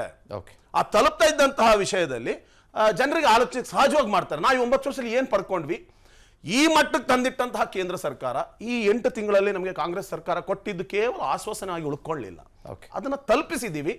ಖಂಡಿತವಾಗಲೂ ರಾಜ್ಯದಲ್ಲಿ ಅಂತೂ ಸಾಧ್ಯ ಇಲ್ಲ. ಮತ್ತೆ ಪರಿವಾರವಾದ ಬಗ್ಗೆ ಮಾತಾಡಿದ್ರು. ಮೋದಿ ಅವರಿಗೆ ಯಾವುದೂ ಸಹ ಹೀಗೆ ಹೇಳ್ಕೊಳ್ಳಕ್ಕೆ ಉಳ್ಕೊಂಡಿಲ್ಲ. ಯಾಕಂದ್ರೆ ಹೇಳಿದ್ದೆಲ್ಲ ಸುಳ್ಳುವಂತಾಗಿದೆ. ಯಾವ ಪರಿವಾರವಾದದ ಬಗ್ಗೆ ಮೋದಿ ಅವರು ಮಾತಾಡ್ಬೋದು? ದೇವೇಗೌಡರು ಮತ್ತೆ ಮಕ್ಕಳನ್ನ ಪಕ್ಕದಲ್ಲಿ ಇಟ್ಕೊಂಡು. ಯಾವ ಪರಿವಾರದ ಬಗ್ಗೆ ಯಡಿಯೂರಪ್ಪನವರ ಮಗನ ಕಂಡ್ಬಿಟ್ಟು ಅಧ್ಯಕ್ಷ ಸ್ಥಾನದಲ್ಲಿ ಕೂತ್ಕೊಂಡು ಯಾವ ಪರಿವಾರದ ಬಗ್ಗೆ ಮಾತಾಡ್ಲಿಕ್ಕೆ ಸಾಧ್ಯ ಇದೆ? ಇದು ಯಾವುದೂ ಸಹ ಮೋದಿ ಅವರು ಆರಂಭದಲ್ಲಿ ಮಾಡಿದ ಭಾಷಣಗಳನ್ನ ಈಗ ಅವರೇ ಮತ್ತೆ ಪುನಃ ತಿರುಗಿ ಕೇಳಿಸ್ಕೊಂಡ್ರೆ ಅವರೇ ಬಿಜೆಪಿ ಓಟ್ ಹಾಕಲ್ಲ ಅನ್ನೋದು ನನ್ನ ತೀರ್ಮಾನ. ಸುರಭಿ, ದೊಡ್ಡ ಸ್ಟೇಟ್ಮೆಂಟ್ ಅದು. ಮೊದಲನೇ ನಾನು ಪರಿವಾರವಾದನೆ ತಗೊಂಡ್ಬಿಡ್ತೀನಿ. ಪ್ರಧಾನ ಮಂತ್ರಿ ಮೋದಿ ಅವರು ಲೋಕಸಭಾ ಫ್ಲೋರ್ ಅಲ್ಲೇ ಹೇಳಿದ್ದಾರೆ ನಮಗ್ ಪರಿವಾರವಾದ ಅಂದ್ರೆ ಏನು ಅಂತ. ಯಾರೋ ಒಬ್ರು ಒಂದು ಕುಟುಂಬದಲ್ಲಿ, ರಾಜಕೀಯ ಕುಟುಂಬದಲ್ಲಿ ಹುಟ್ಟಿದ್ದಾರೆ ಅಂದ್ರೆ ಅವ್ರು ರಾಜಕೀಯಕ್ಕೆ ಬರಬಾರ್ದು ಅಂತ ಇಲ್ಲ, ಬರ್ಲಿ. ಅವರು ಅಷ್ಟೇ ಕಷ್ಟ ಪಡ್ಬೇಕು. ನಾನು ಯಾವ್ದ ಪರಿವಾರದ ಹುಟ್ಟಿಲ್ದೇ ಇರೋಳು, ನಾನು ಅಷ್ಟೇ ಕಷ್ಟ ಪಡ್ಬೇಕು.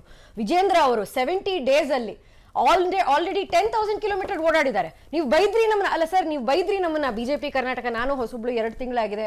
ಕ್ರಿಟಿಕಲ್ ಆಗಿ ಹೇಳ್ತೀನಿ ನಾನು ನಿಮಗೆ, ಎಲೆಕ್ಷನ್ ಚುನಾವಣೆ ಪ್ರಿಪೇರಿಗೆ ಅನ್ನೋದನ್ನ ಎಷ್ಟು ಸೀರಿಯಸ್ ಆಗಿ ತಗೊಳ್ತಾರೆ ಬಿಜೆಪಿ ಅಂದ್ರೆ. ಹೌದು,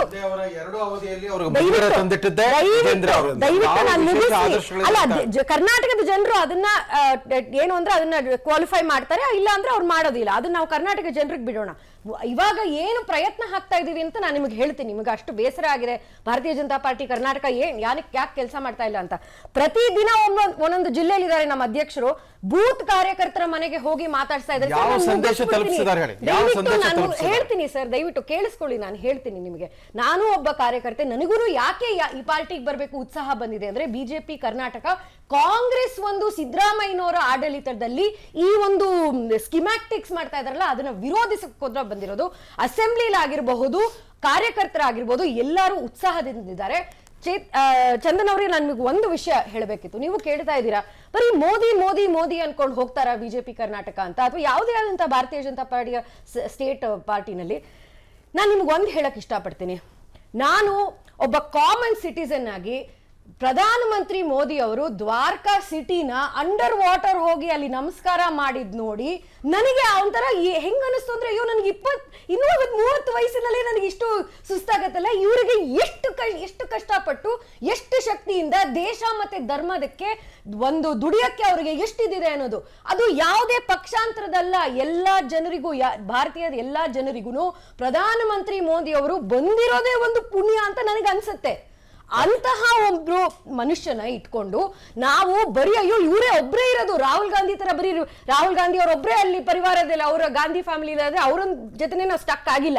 ಪ್ರಧಾನಮಂತ್ರಿ ಮೋದಿ ಅವರನ್ನ ನಾವು ಹೆಮ್ಮೆಯಿಂದ ನಮ್ಮ ಸೂಪರ್ ಸ್ಟಾರ್ ಅಂತ ಹೇಳ್ಕೊಳ್ತೀವಿ, ಹೆಮ್ಮೆಯಿಂದ ಹೇಳ್ಕೊಳ್ತೀವಿ. ಅವರು ದೇಶಕ್ಕೆ ಮಾಡಿರೋದು, ಕರ್ನಾಟಕಕ್ಕೆ ಮಾಡಿರೋದು, ನಾನು ಎಷ್ಟು ನಿಮಗೆ ಲಿಸ್ಟ್ ಕೊಟ್ಟರು, ವಾಮನಾಚಾರ್ಯಜಿ ಅವರು ಹೇಳಿದಂಗೆ ಎಲ್ಲರ ಮನಸ್ಸಲ್ಲೂ ಮಹಿಳೆಯರು, ಯುವಕರು, ಬಡವರು, ರೈತರು ಎಲ್ಲರಿಗೂ ಮುಟ್ಟುವಷ್ಟು ಯೋಜನೆಗಳನ್ನು ತಂದಿದ್ದಾರೆ, ಕೆಲಸ ತಂದಿದ್ದಾರೆ. ಆದ್ರೆ ಅದು ಬಿಟ್ಟು ಒಂದೇ ದಿವಸ ರಜಾ ತಗೊಳ್ಳದೆ ಅವರ ತಾಯಿಯ ಮೃತ್ಯು ಆದ ನಂತರನು ಹೋಗಿ ಕೆಲಸ ಮಾಡಿದ್ದಾರೆ. ನಾನು ನಿಜವಾಗ್ಲೂ ನಾನು ಒಪ್ಕೊಳ್ತೀನಿ, ಟಿವಿನಲ್ಲಿ ಒಪ್ಕೊಳ್ತೀನಿ, ನನಗೆ 32 ವರ್ಷ, ನನಗ್ ಸುಸ್ತಾಗತ್ತೆ, ನನಗೆ ರಜಾ ತಗೊಳ್ಬೇಕು ಅನ್ಸುತ್ತೆ. ಇವ್ರು ನೋಡಿ 73 ಇಯರ್ ಓಲ್ಡ್ ನೋಡಿ ನನಗೆ ಅನ್ಸುತ್ತೆ ಎಲ್ಲಿಂದ ಬರುತ್ತೆ ಈ ಎನರ್ಜಿ. ಇದು ನಿಜವಾಗ್ಲೂ ಒಂದು ತಪಸ್ಸಿನದು, ಇದು ದೇಶ ಪುಣ್ಯ ಮಾಡಿರುವಂತದ್ದು ನನಗನ್ಸದು. Okay okay okay okay Munir ಅವರೇ, ನಿಮಗಿರುವ ಕೌಂಟರ್ ಸ್ಟ್ರಾಟಜಿ ಏನು? ಆ ಒಂದು ಯುಫೋರಿಯಾ ಇದೆಯಲ್ಲ, ಮೋದಿ ಅನ್ನುವ ಯುಫೋರಿಯಾ ಇದೆಯಲ್ಲ, what is the counter strategy the Congress has? Karnataka ಬಿಟ್ಬಿಡಿ, ಓವರ್ ಆಲ್ ಭಾರತದ ವಿಚಾರಕ್ಕೆ ಬರೋಣ. ನೋಡಿ, ನಾನು ಪ್ರಶ್ನೆ ಇನ್ನೊಂಚೂರು ಮುಂದುವರಿಸ್ಬಿಡ್ತೇನೆ. ನಿಮ್ಮಲ್ಲಿ ಒಡಕು ಸಿಕ್ಕಾಪಟ್ಟೆ ಆಗೋಗಿದೆ. ನಿಮ್ಮದು ಇಂಡಿ ಅಲಯನ್ಸು ಈಗಾಗಲೇ ಕಿಂಡಿಯಾಗಿ ಬಂಡಿಯಾಗಿ ಮುರಿದು ಹೋಗಿದೆ. ಯಾರೂ ಕೂಡ ನಿಮ್ಮ ಜೊತೆಗೆ ಬರ್ತಾ ಇಲ್ಲ. TMC ಆಯಿತು, ಕಮ್ಯುನಿಸ್ಟ್ ಪಾರ್ಟಿಗಳಾಯಿತು, ಈ ಕಡೆ ಕೇರಳದಲ್ಲಾಯಿತು, ತಮಿಳ್ನಾಡಲ್ಲಾಯಿತು, ನಿಮಗೆ UP ಆಯಿತು, ಬಿಹಾರದಲ್ಲಾಯಿತು, ಹಲವು ಕಡೆಗಳಲ್ಲಾಯಿತು, ಇನ್ಕ್ಲೂಡಿಂಗ್ ನ್ಯಾಷನಲ್ ಕಾನ್ಫರೆನ್ಸ್ ಆಗೋಯ್ತು. ಸರಿ, ಒಪ್ಕೊಳ್ಳೋಣ, ಓಕೆ ಫೈನ್. ಮೋದಿ ಅನ್ನುವ ಅಲೆಯಲ್ಲಿ ಅವರು ಬಹಳ ತೇಲ್ತಾ ಇದ್ದಾರೆ, ಮೋದಿ ಅನ್ನುವ ಅಲೆಯಲ್ಲಿ ಅವರು ಗೆಲ್ಲುವುದಕ್ಕೆ ಯೋಚನೆ ಮಾಡ್ತಾ ಇದ್ದಾರೆ. Fine, I agree. But what is your counter strategy? India alliance ಬಗ್ಗೆ ಮುಗಿಸ್ಬಿಡ್ತೀನಿ. ಇಂಡಿಯಾ ಅಲಯನ್ಸ್ ಬಗ್ಗೆ ಮುಗಿಸ್ಬೇಡಿ, ಅದಾಗ್ಲೇ ಮುಗಿದೋಗಿದೆ. ನಿಮ್ಗೆ ಪ್ರಶ್ನೆ ಕೇಳ್ತಾ ಇರೋದು ನೀವೇ ಇಂಡಿಯಾ ಅಲಯನ್ಸ್ ಬಗ್ಗೆ ಮುಗಿಸ್ಬಿಟ್ರೆ ಹೆಂಗೆ? ಪ್ರಶ್ನೆ ನಿಮ್ಮ ಕೌಂಟರ್ ಸ್ಟ್ರಾಟಜಿ ಏನು ಅಂತ ಕೇಳ್ತಾ ಇದ್ದೀನಿ. ಕೇಳಿಸ್ಕೊಳ್ಳಿ. ನೀವೀಗ ಇಂಡಿಯಾ ಬಗ್ಗೆ ಮಾತಾಡಿದ್ರಿ, ಹಿಂಗಾಯ್ತು ಹಿಂಗಾಯ್ತು, ನೀವು ಹೇಳಿದಷ್ಟು ಸುಲಭದಲ್ಲಿ ಇಲ್ಲ ಇಂಡಿಯಾ. ನಾನು ಇಂಡಿಯಾ ಅನ್ನುವಂಥದ್ದನ್ನ ಆರಂಭಿಸಿದ ಮೊದಲ ಅಲಯನ್ಸ್ ಬಗ್ಗೆನೇ ಮಾತಾಡ್ತಾ ಇದ್ದೀನಿ. ಇಂಡಿಯಾ ಅಲಯನ್ಸ್ ಬಗ್ಗೆನೇ ಮಾತಾಡ್ತಾ ಇದ್ದೀನಿ. ಇಂಡಿಯಾ ಅಲಯನ್ಸ್ ಲಾಸ್ಟ್ ಒಂದು ಎ ಇದೆ. A stands for alliance. ಹೌದು, ಅದುವೇ ಅಲಯನ್ಸ್ ಅಂತ ಅನ್ಕೊ. ಅದನ್ನ ಆರಂಭಿಸಿದ್ದು ಕಾಂಗ್ರೆಸ್ ಅಲ್ಲ, ಅದನ್ನ ಮಾಡ್ಲೇಬೇಕು ಅಂತ ಬಂದಿರುವಂತದ್ದು ನಿತೀಶ್ ಕುಮಾರ್. ಸೊ ಬಂದ್ರು, ಹೌದು, ಸರಿಯಾದ ಐಡಿಯಾ, ಆರಂಭಿಸಿದ್ರು, ಎಲ್ಲರೂ ಸೇರ್ಕೊಂಡು ಹೋಗ್ತೀವಿ ಅಂತ ಹೇಳಿದ್ರು. ಆದ್ರೆ ಇವತ್ತಿನ ಪರಿಸ್ಥಿತಿ ಏನಿದೆ ಅಂತ ಹೇಳಿದ್ರೆ, ಯಾವುದೇ ಒಬ್ಬ ಮುಖ್ಯಮಂತ್ರಿಗಳು ಅಷ್ಟು ಸುಲಭವಾಗಿ ಈ ಸರ್ಕಾರವನ್ನ, ಬಿಜೆಪಿಯನ್ನ, ಮೋದಿ ಅವರನ್ನ ವಿರೋಧಿಸ್ಕೊಂಡು ಹೋಗುವ ಪರಿಸ್ಥಿತಿಯಲ್ಲಿ ನಾವಿದ್ದೀವಾ? ಈಗ ಕೇಜ್ರಿವಾಲ್ ಅವರು ಹೇಳಿದ್ರು, ಇಲ್ವಾ, ನನ್ನನ್ನ ಇಂಡಿಯಾ ಅಲಯನ್ಸ್ ಇಂದ ಹೊರಗಡೆ ಬರೋದಕ್ಕೆ ಎಷ್ಟು ಒತ್ತಾಯಗಳು ಇದಾವೆ, ಎಷ್ಟು ಬೆದರಿಕೆಗಳು ನನಗೆ ಇದಾವೆ. My question is entirely different Munir ಅವರೇ. ಅಲ್ಲ, ನೀವು my question is entirely different. My question is, how are you pepped up, how are you prepared to face Modi? ಖಂಡಿತ ಬರ್ತೀನಿ, ಖಂಡಿತ ಬರ್ತೀನಿ ಅಂತ ಹೇಳೋದಲ್ಲ. How are you prepared? What is your counter strategy?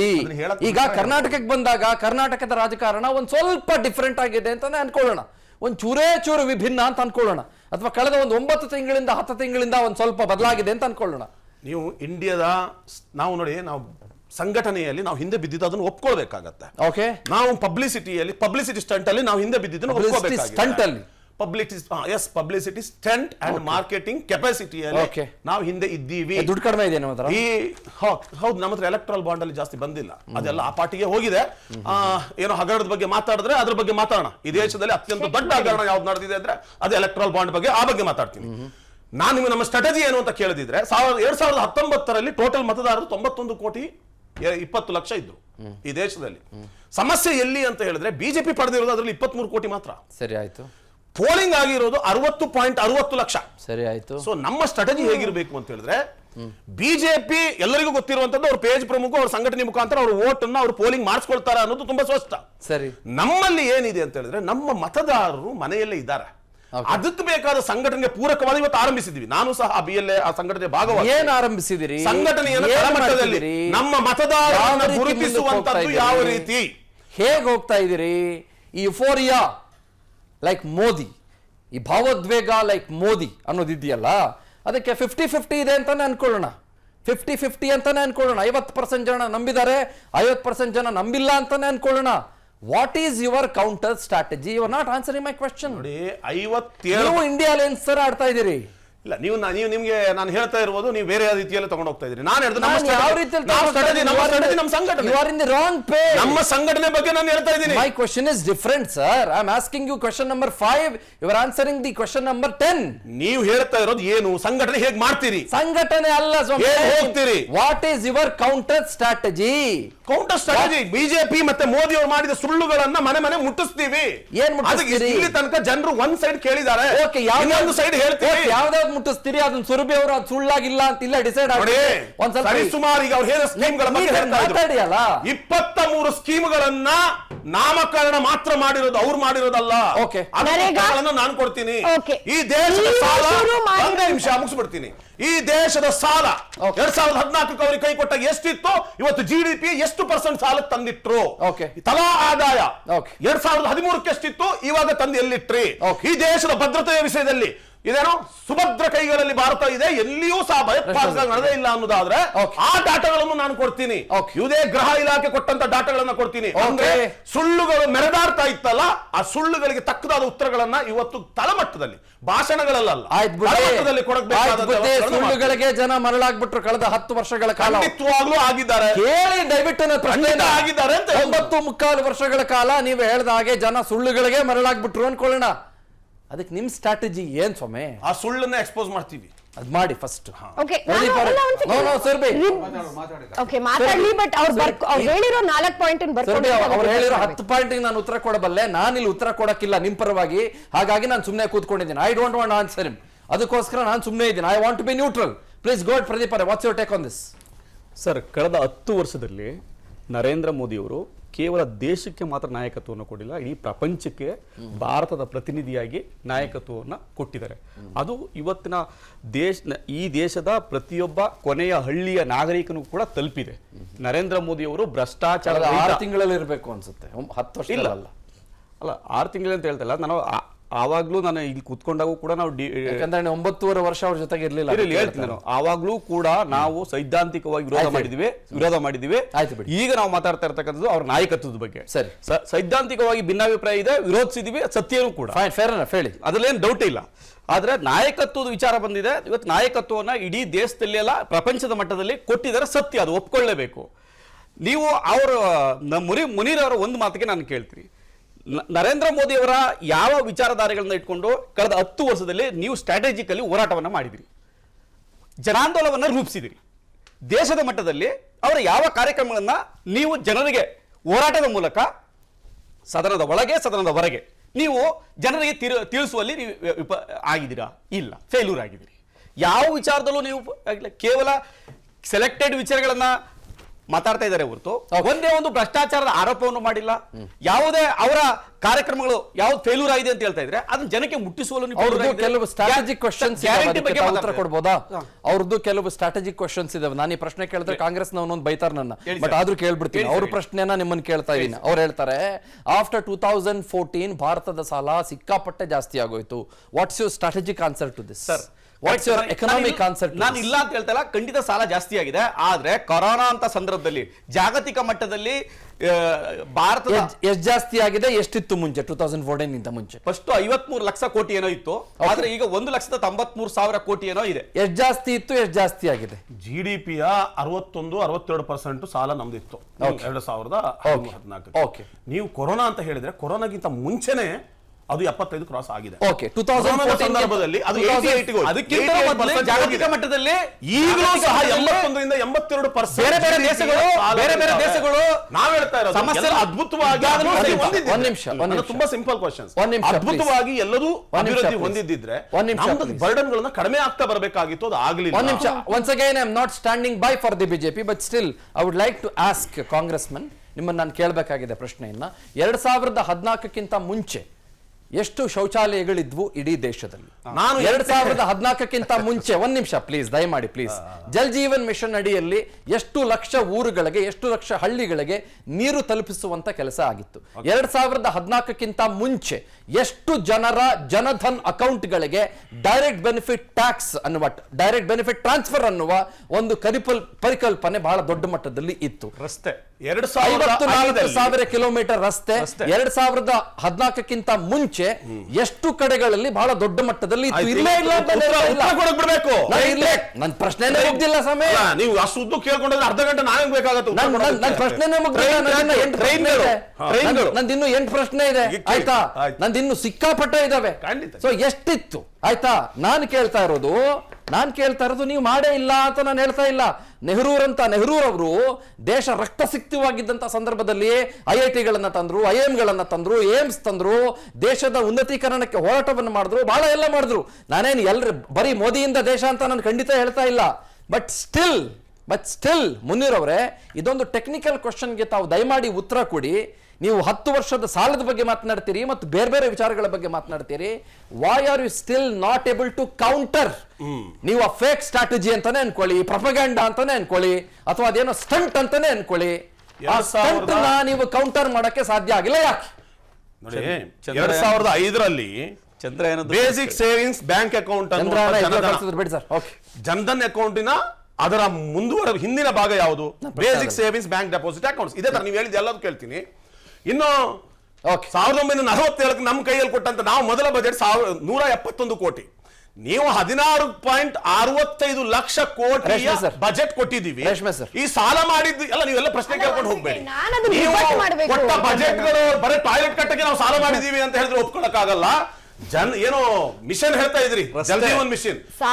ಇವತ್ತಿಗೂ ಸಹ ನಿಮ್ಮ ರೆವಿನ್ಯೂ ಎಷ್ಟು, ಬಜೆಟ್ ಎಲ್ಲಿ ತನಕ ರೀಚ್ ಆದ್ರಿ ಅಂದ್ರೆ ಅದನ್ನ ಯಾರಿಗೆ ಉಪಯೋಗಿಸಬೇಕಾಗಿದ್ದು? ಈ ಜನರಿಗೆ ತಾನೇ ಉಪಯೋಗಿಸಬೇಕಾಗಿದ್ದು. ನಾನು ಅದನ್ನ ಸಾಲ ಮಾಡಿ ತಂದೆ ಅಂತ ಅಲ್ಲ. ಈ ದೇಶದಲ್ಲಿ ಎಸ್ಪೆಷಲಿ GST ಆದ್ಮೇಲೆ ರೆವಿನ್ಯೂ ಜನರೇಷನ್ ಎಷ್ಟಾಯ್ತು, ಅದನ್ನ ಎಲ್ಲಿ ಯೂಸ್ ಮಾಡಿದ್ರಿ? ಮತ್ತೆ ನೀವು ಪ್ರತಿಯೊಂದನ್ನು 2014 ನಿಮ್ ಕೈಗೆ ಭಾರತ ಕೊಟ್ಟುವಲ್ಲ, ಆ ಭಾರತವೇ ಬೇರೆ, ನಮ್ಮ ಕೈಗೆ ಸಿಕ್ಕಿದ ಭಾರತವೇ ಬೇರೆ ಆಗಿತ್ತು ಅನ್ನೋದನ್ನ ಒಪ್ಕೋಬೇಕಾಗತ್ತೆ. ಮುನೀರ್ ಒಂದ್ ನಿಮಿಷ. ಮುನೀರ್ ಬರೀ ಟಾಯ್ಲೆಟ್ ಕಟ್ಟಕ್ಕೆ ಅಂತ ಅಷ್ಟು ಕೇವಲವಾಗಿ ನೋಡ್ಬೇಡ್ರಿ. ಅಲ್ಲ, ನಾನು ಕ್ಲಾಸ್ ಅಲ್ಲಿ ಇರಬೇಕಾದ್ರೆ ನಮ್ಮ ಗ್ರಾಮ ಪಂಚಾಯತ್ ಲೆವೆಲ್ ಅಲ್ಲಿ ಟಾಯ್ಲೆಟ್ ಸಿಗ್ತಾ ಇತ್ತು. ನಾನು 8ನೇ ಕ್ಲಾಸ್ ಅಲ್ಲಿ ಅಷ್ಟು ಕೇವಲದ ವಿಷಯ. ಭಾರತ ನೈರ್ಮಲ್ಯ ಯೋಜನೆ ಅಂತ UPA ಮಾಡಿರೋದು ನಮ್ಮ ಸರ್ಕಾರ. ಅದಕ್ಕೆ ಅಡ್ವರ್ಟೈಸ್ಮೆಂಟ್ ಗೆ ಖರ್ಚು ಮಾಡಲಿಲ್ಲ. ಅಡ್ವರ್ಟೈಸ್ಮೆಂಟ್ ಗೆ ಖರ್ಚು ಮಾಡಲಿಲ್ಲ. ಹಲವು ಕೋಟಿ ಹೆಣ್ಣು ಮಕ್ಕಳು 4 ಗೆದ್ದು ಶೌಚಾಲಯಕ್ಕೆ ಮಲಮೂತ್ರಕ್ಕೆ ಹೋಗಿ ಚೇಳುಗಳಿಂದ ಕಚ್ಚಿಸ್ಕೊಂಡು ಬರ್ತಾ ಇದ್ದ 26 ಕೋಟಿಗಿಂತ ಹೆಚ್ಚು ಟಾಯ್ಲೆಟ್ ಟಾಯ್ಲೆಟ್ ಅಂತ ಅಸಹ್ಯವಾಗಿ ಮಾತಾಡಬೇಡಿ. ಟಾಯ್ಲೆಟ್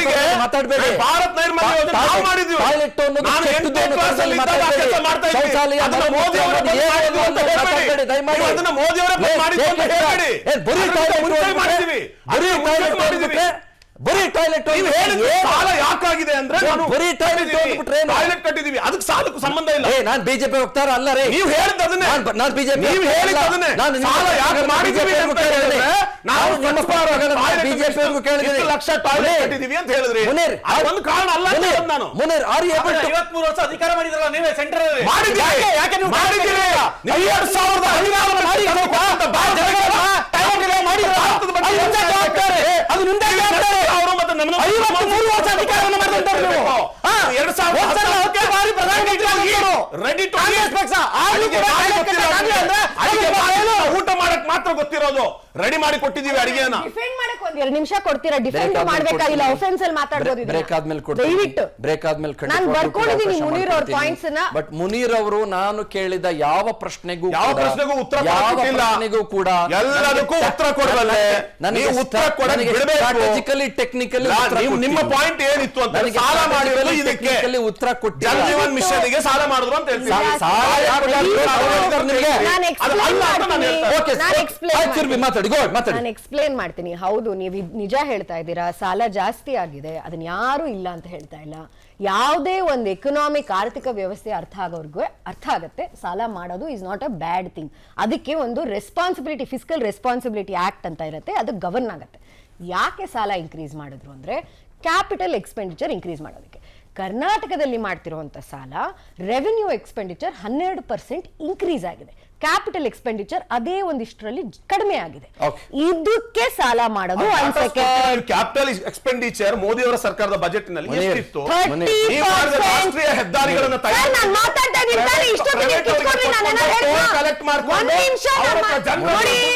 ಮಾಡ್ಕೊಂಡು ಹೆದ್ದಾರಿ ನೋಡಿ, ಅವರೇ ಮಾತಾಡೋದಕ್ಕಾಗೋದಿಲ್ಲ. ಇವ್ರು ಹೇಳಿ ಮಾತಾಡ್ಲಿ. ನಾನ್ ಮುಗಿಸ್ಬಿಡ್ತೀನಿ. ನೀವು ಸ್ಕೀಮ್ಸ್ ಬಗ್ಗೆ ಹೇಳಿದ್ರಲ್ಲ, ಎಷ್ಟೋ ಒಂದು 30 ಸ್ಕೀಮ್ಸ್ ನಿಮ್ದಿದ್ದು ನಾವು ರೀನೇಮ್ ಮಾಡಿದ್ರಿ ಅಂತ. ನರೇಗಾ ಎಕನಾಮಿಕ್ ಟೈಮ್ಸ್ ರಿಪೋರ್ಟ್ ನಿಮಗೆ ಲಿಂಕ್ ಕಳಿಸ್ತೀನಿ. ನಾನ್ ಮಾತಾಡ್ಬೋದು ನೀವು ಬರೀ ನಾನು ಮುಗಿಸ್ತೀನಿ. ನರೇಗಾ ಪ್ರಧಾನ ಮಂತ್ರಿ ಮೋದಿ ಅವ್ರು ತಂದಾಗ ಅದನ್ನ ರಿವ್ಯಾಂಪ್ ಮಾಡಿ ಅದ್ರದ್ದು ಇಂಪ್ಯಾಕ್ಟ್ ನ ಇನ್ಕ್ರೀಸ್ ಮಾಡಿದ್ರು.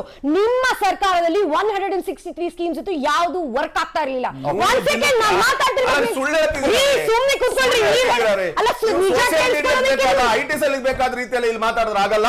ನರೇಗಾನ 100 ದಿನಕ್ಕೆ ಆರಂಭಿಸಿದ್ದೀವಿ. ಒಂದು ದಿನ ಆಗಿಲ್ಲ. Economic Times article, how Modi fine-tuned Narega made it better. ಆಧಾರನ ನಾವು ವಿರೋಧಿಸಿದ್ವಿ. ಮುಗಿಸ್ತೀನಿ ಚಂದನ್, ಎಲ್ಲರೂ ಸುಮ್ಮನಿರಿ ದಯವಿಟ್ಟು. 1 ಸೆಕೆಂಡ್. ಸಾಲದ ಬಗ್ಗೆ ಮಾತಾಡಿದ್ವಿ, ಅದನ್ನ ಆನ್ಸರ್ ಮಾಡಿದೀನಿ. ಪರ್ ಕ್ಯಾಪಿಟಲ್ ಇನ್ಕಮ್ ಬಗ್ಗೆ ಮಾತಾಡಿದ್ವಿ ತಾನೆ. ಪರ್ ಕ್ಯಾಪಿಟಲ್ ಇನ್ಕಮ್ ಹೋಗಿ ನಿಮ್ಮ ಖರ್ಗೆ ಅವ್ರು ಇದಾರಲ್ಲ, ಅವ್ರದ್ದು ಒಂದ್ಸರಿ ನೋಡಿ. ಅವ್ರು ಇದ್ರ ಯಾಕೆ ಯಡಿಯೂರಪ್ಪನವ್ರನ್ನ ನೋಡ್ಬಾರ್ದಾ? ಯಡಿಯೂರಪ್ಪನವರು ಕುಟುಂಬದ ನೋಡಬಾರ್ದಾ? ಸರ್, ಖರ್ಗೆ ಅವರ ಡಿಸ್ಟ್ರಿಕ್ಟ್ ಅಲ್ಲಿ ಹೋಗಿ ನೋಡಿ. ಕಲ್ಯಾಣ ಕರ್ನಾಟಕಕ್ಕೆ ಒಂದು ಏನಾಗಬೇಕಾಗಿದೆಯೋ ಅದು ಕೊಟ್ಟಿರೋದೇ ಯಡಿಯೂರಪ್ಪ ಬಿಜೆಪಿ ಸರ್ಕಾರ. ಸೆಕ್ಯೂರಿಟಿ ವಿಷಯ ಮಾತಾಡಿದ್ರು,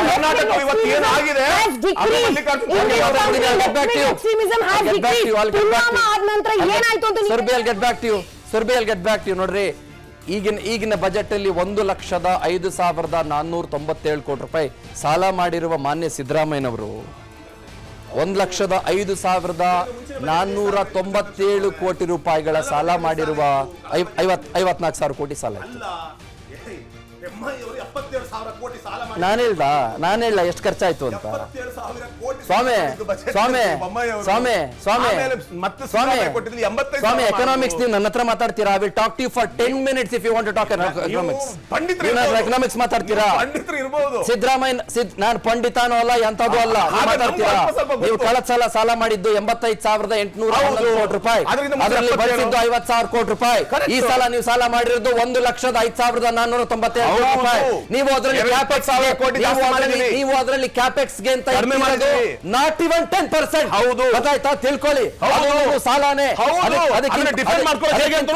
ಅದಕ್ಕಿಂತ ಮುಂಚೆ ಬೊಮ್ಮಾಯಿ ಸರ್ಕಾರ 74,000 ಕೋಟಿ ರೂಪಾಯಿ, ಅದರಲ್ಲಿ ಕ್ಯಾಪೆಕ್ಸ್ ಗೆ ಇಟ್ಟಿದ್ದು 56,000 ಕೋಟಿ ರೂಪಾಯಿ. If you want to talk to me about economics, I will talk to you for whole day. I will talk to you. ಮಾತಾಡ್ಬೇಕು ಅಂತಂದ್ರೆ ಮಾತಾಡಿ. ನಾನು ಹೇಳ್ತಾ ಇರೋದು what is the revenue expenditure? What is the revenue quote of office government? 27,000 crore rupees revenue ಆಗಿರೋದು ಈ ಸಲ. ನಿಮ್ಮ ನಾಲೆಜ್ ಚೆಕ್ ಮಾಡ್ತಾ ಇಲ್ಲ, ನೀವು ನಮ್ಮ ನಾಲೆಜ್ ಚೆಕ್ ಮಾಡ್ತಾ ಇರೋದು. ಇಲ್ಲ, ಚೆಕ್ ಮಾಡ್ಕೊಳ್ಳಿ. ನೀವು ಬೇಕಾದ್ರೆ ಬಿಟ್ಟು ಉತ್ತರನೇ ಏನೇನೋ ಕೊಡ್ತಿರಲ್ರಿ. I'll get back to you please. Vamanacharya ಅವರನ್ನು ಮಾತನಾಡಿಸೋದಕ್ಕೆ ಬಯಸ್ತಾ ಇದ್ದೇನೆ. ಸರ್, ಬಹಳ ವಿಚಾರಗಳು ಚರ್ಚೆ ಆಯ್ತು. ಜಗಳಗಳು, ವಾಗ್ಯುದ್ಧಗಳು, ವಾಗ್ಬಾಣಗಳು ಎಲ್ಲವೂ ಕೂಡ ಆಯ್ತು. ಫೈನಲಿ ಒಬ್ಬ ಮತದಾರ ಪ್ರಭು ವೋಟ್ ಹಾಕಕ್ಕೆ ಹೋಗುವಾಗ ಈ ಸಲದ 2024 ಲೋಕಸಭಾ ಚುನಾವಣೆಯಲ್ಲಿ ಕೆಲವು ವೋಟರ್ಸ್ಗಳು ಆ ಕಡೆ ಈ ಕಡೆ ಇರ್ತಾರೆ, ಒಂದಿಷ್ಟು ವೋಟರ್ಸ್ಗಳು ತುಂಬ ವಾಲಟೈಲ್ ಇರ್ತಾರೆ ಬಿಡಿ. ಅವರು ವೋಟಿಂಗ್ ಮಷಿನ್ ಮುಂದೆ ನಿಂತೇ ಡಿಸೈಡ್ ಮಾಡ್ತಾರೆ ಯಾರು ವೋಟ್ ಹಾಕಬೇಕು ಅಂತ.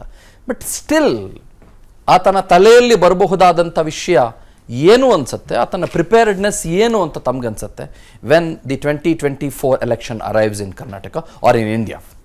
ಸಾಮಾನ್ಯ ಜನರಿಗೆ ಹಿಂದಿದ್ದಂಥ ಸರ್ಕಾರ ಏನೇನು ಮಾಡ್ತು ಅಂತ ಬುಕ್ಕು ಪೆನ್ಸಿಲ್ಲು ಹಿಡ್ಕೊಂಡು ಬರೋದು ಯಾರು ವೋಟ್ ಹಾಕಲ್ಲ. That's true. ಯಾರು ವೋಟ್ ಹಾಕಲ್ಲ. That's true. ಅವ್ರು ಜನರಲಿ ವೋಟ್ ಹಾಕೋದಕ್ಕೆ ಒಂದು ಇಮೇಜ್ ಬಿಲ್ಡಿಂಗ್ ಅಂತ ಆಗಿರುತ್ತೆ, ಒಂದು ಗಟ್ ಫೀಲಿಂಗ್ ಇರುತ್ತಾ, ಒಂದು ಗಟ್ ಫೀಲ್. ಇಲ್ಲದೇ ಇದ್ದರೆ ಈಗ ನೋಡಿ, ಮೊನ್ನೆ ಕಾಂಗ್ರೆಸ್ ಗೌರ್ಮೆಂಟ್ ಬಂದಾಗ ಕೂಡ ಇದ್ರ ಹಿಂದೆ 5 ವರ್ಷ ಏನು ಕಾಂಗ್ರೆಸ್ ಸರ್ಕಾರ ಇರಲಿಲ್ಲ. ಅವ್ರ ಪರ್ಫಾರ್ಮೆನ್ಸ್ ನೋಡೇನೋ ಅವ್ರು ವೋಟ್ ಹಾಕ್ಯಾರೆ ಅಂತ ಹೇಳಿದರೆ ಅಲ್ಲ. ಇದ್ರ ಹಿಂದೆ ಕೂಡ ಎಷ್ಟೋ ಸಲ ಬೇರೆ ಬೇರೆ ಸರ್ಕಾರಗಳು ತುಂಬ ಚೆನ್ನಾಗಿ ಪರ್ಫಾರ್ಮ್ ಮಾಡಿದಾಗೂ ಬೇರೆ ರಾಜ್ಯಗಳಲ್ಲಿ ಮುಂದಿನ ಚುನಾವಣೆಯಲ್ಲಿ ಅವ್ರಿಗೆ ಆರಿಸಿ ಬರೋಕ್ಕಾಗಿಲ್ಲ. ಹೀಗಾಗಿ ಪರ್ಫಾರ್ಮೆನ್ಸ್ ಒಂದೇ ಮುಂದಿನ ಚುನಾವಣೆಯಲ್ಲಿ ವೋಟ್ ತಗೊಳ್ಳೋದಕ್ಕೆ ಗ್ಯಾರಂಟಿ ಅಂತ ಹೇಳೋಕ್ಕಾಗಲ್ಲ. ಆದರೆ ಒಳ್ಳೆ ದೃಷ್ಟಿಯಿಂದ ನೋಡಿದರೆ ಹಾಗೆ ಆಗಬೇಕು. ಒಂದು ಸರ್ಕಾರ ಹೇಗೆ ಪರ್ಫಾರ್ಮ್ ಮಾಡ್ತು, ಯಾವ್ಯಾವ ಪಾಯಿಂಟ್ಗಳೆಲ್ಲ ಅವ್ರು ನಮಗೆ ಚೆನ್ನಾಗಿ ಮಾಡಿದ್ದಾರೆ ಅನ್ನೋದನ್ನು ನೋಡಿ ವೋಟ್ ಹಾಕಬೇಕು. ಬಟ್ ಅಷ್ಟು ನಮ್ಮ ಜನಕ್ಕೆ ಇನ್ನೂ ವೋಟ್ ಬಗ್ಗೆ ಕಲ್ಪನೆ ಇಲ್ಲ.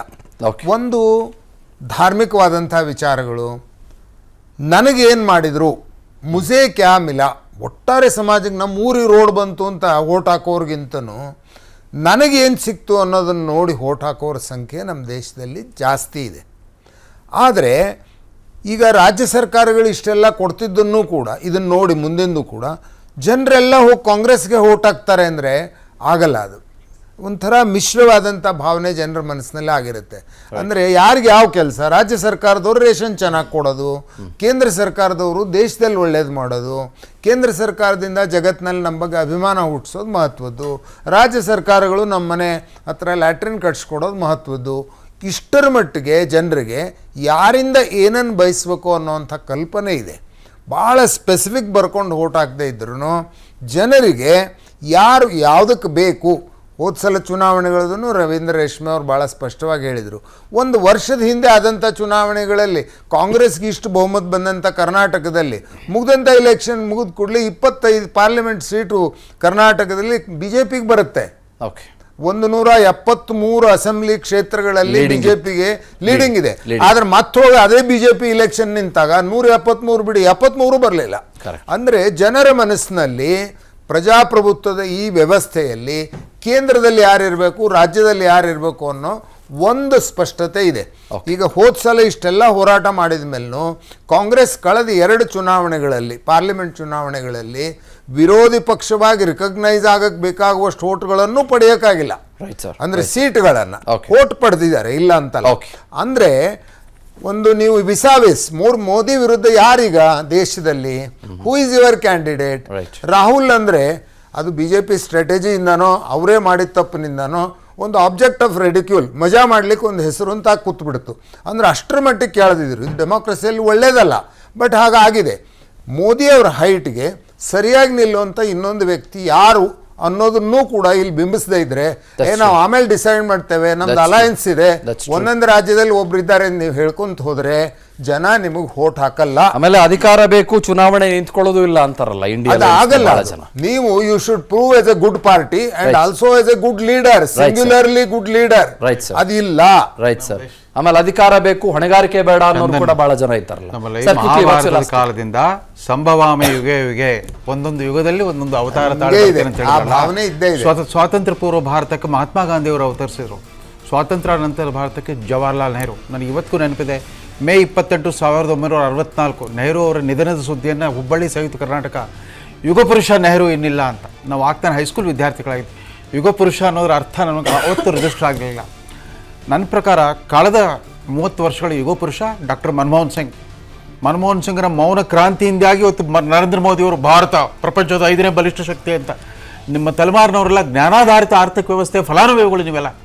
ಇಷ್ಟೊಂದು ನಾನು ಜ್ಞಾನ ಇಂಟರಪ್ಟ್ ಮಾಡಬೇಡಿ ದಯವಿಟ್ಟು, ಮಾಡಬೇಡಿ. 1991 ಜುಲೈ 24 ಅವರು ಮೊದಲ ಬಜೆಟ್ ಮಂಡಿಸಿದಾಗ ರಾಷ್ಟ್ರದಲ್ಲಿ ವಿದ್ಯಾವಂತ ಮಧ್ಯಮ ವರ್ಗ ಜನಸಂಖ್ಯೆ 18 ಕೋಟಿ ಇತ್ತು. 2014 ಪ್ರಧಾನಮಂತ್ರಿ ಕೆಳಗಿಳಿದಾಗ ಅದು 36 ಕೋಟಿ ಆಗಿತ್ತು. 36 ಕೋಟಿ ವಿದ್ಯಾವಂತ ಮಧ್ಯಮ ವರ್ಗ ಅಂದ್ರೆ ಅಮೆರಿಕ ಸಂಯುಕ್ತ ಸಂಸ್ಥಾನದ ಒಟ್ಟು ಜನಸಂಖ್ಯೆಗಿಂತ ಜಾಸ್ತಿ. Silent revolution. ಆದ್ರೆ ಕಾಂಗ್ರೆಸ್ನವ್ರ ದೌರ್ಬಲ್ಯ ಏನಂದ್ರೆ 3500 ಕಿಲೋಮೀಟರ್ ಪಾದಯಾತ್ರೆ ಮಾಡಿದ ಮೇಲೆ ಕೂಡ ಮನಮೋಹನ್ ಸಿಂಗ್ ಹೆಸರು ಹೇಳಲ್ಲ. PV ನರಸಿಂಹರಾವ್ಗೆ ಭಾರತ ರತ್ನ ಕೊಟ್ಟರೆ ಸಂತೋಷ ಪಡಲ್ಲ. ಅದೇ ನೋಡ ರೇವಂತ್ ರೆಡ್ಡಿ ಅಥವಾ ಹೊಸಬ ತೆಲಂಗಾಣ ಮುಖ್ಯಮಂತ್ರಿ ಅಧಿವೇಶನ ನಡೀತಾ ಇತ್ತು. ಸುದ್ದಿ ಗೊತ್ತಾದ ತಕ್ಷಣ ಅಭಿನಂದನೆ, ಸಂತೋಷ. ಕರ್ನಾಟಕ ಕಾಂಗ್ರೆಸ್ ಮೌನವಾಗಿದ್ದಾರೆ. ತಮ್ಮದೇ ಪಕ್ಷದ ಪ್ರಧಾನಮಂತ್ರಿ ನಾಚಿಕೊಳ್ಳೋರು. ಇವರು ಮೋದಿಯನ್ನು ಎಷ್ಟು ಮುಖ್ಯವಾದ ದೌರ್ಬಲ್ಯ ಅದು. ಪ್ರಧಾನಮಂತ್ರಿ ಮೋದಿಜಿ ಅವ್ರಿಗೆ ವೋಟ್ ಹಾಕೋದಕ್ಕೆ 4 ಕಾರಣಗಳಿದೆ ಎಲ್ಲರೂ. ಅದು 4 Ps. First, people. ಎಂತಹ ಜನರು ಅವರು ಹಿಂದೆ ನಿಂತಿದ್ದಾರೆ. ಆಸ್ಟ್ರೇಲಿಯಾ PM ಇಂದ ಇಲ್ಲಿರುವಂತಹ ರಿಜೆಕ್ಟ್ ಮಾಡಿದ್ರು. 17 ರೋಡ್ ಶೋ ಮಾಡಿದ್ರು. ಇನ್ನೆರಡು ಪ್ಯಾಷನ್, ಪ್ಯಾಷನ್ ಯಾವುದೇ. ಮೂರನೇದು ಪರ್ಫಾರ್ಮೆನ್ಸ್. ನೀವು ಯಾವುದೇ ಸ್ಕೀಮ್ ನೋಡಬಹುದು, ಯಾವುದೇ ಎಕನಾಮಿಕ್ ಆರ್ಥಿಕ ವ್ಯವಸ್ಥೆ.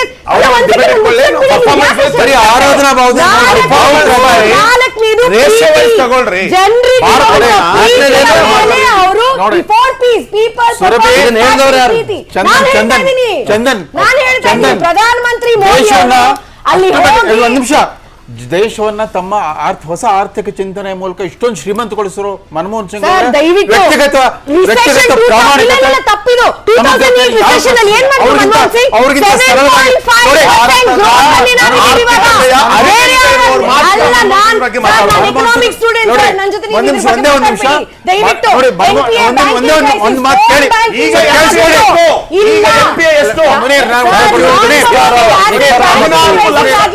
ಜನಪರ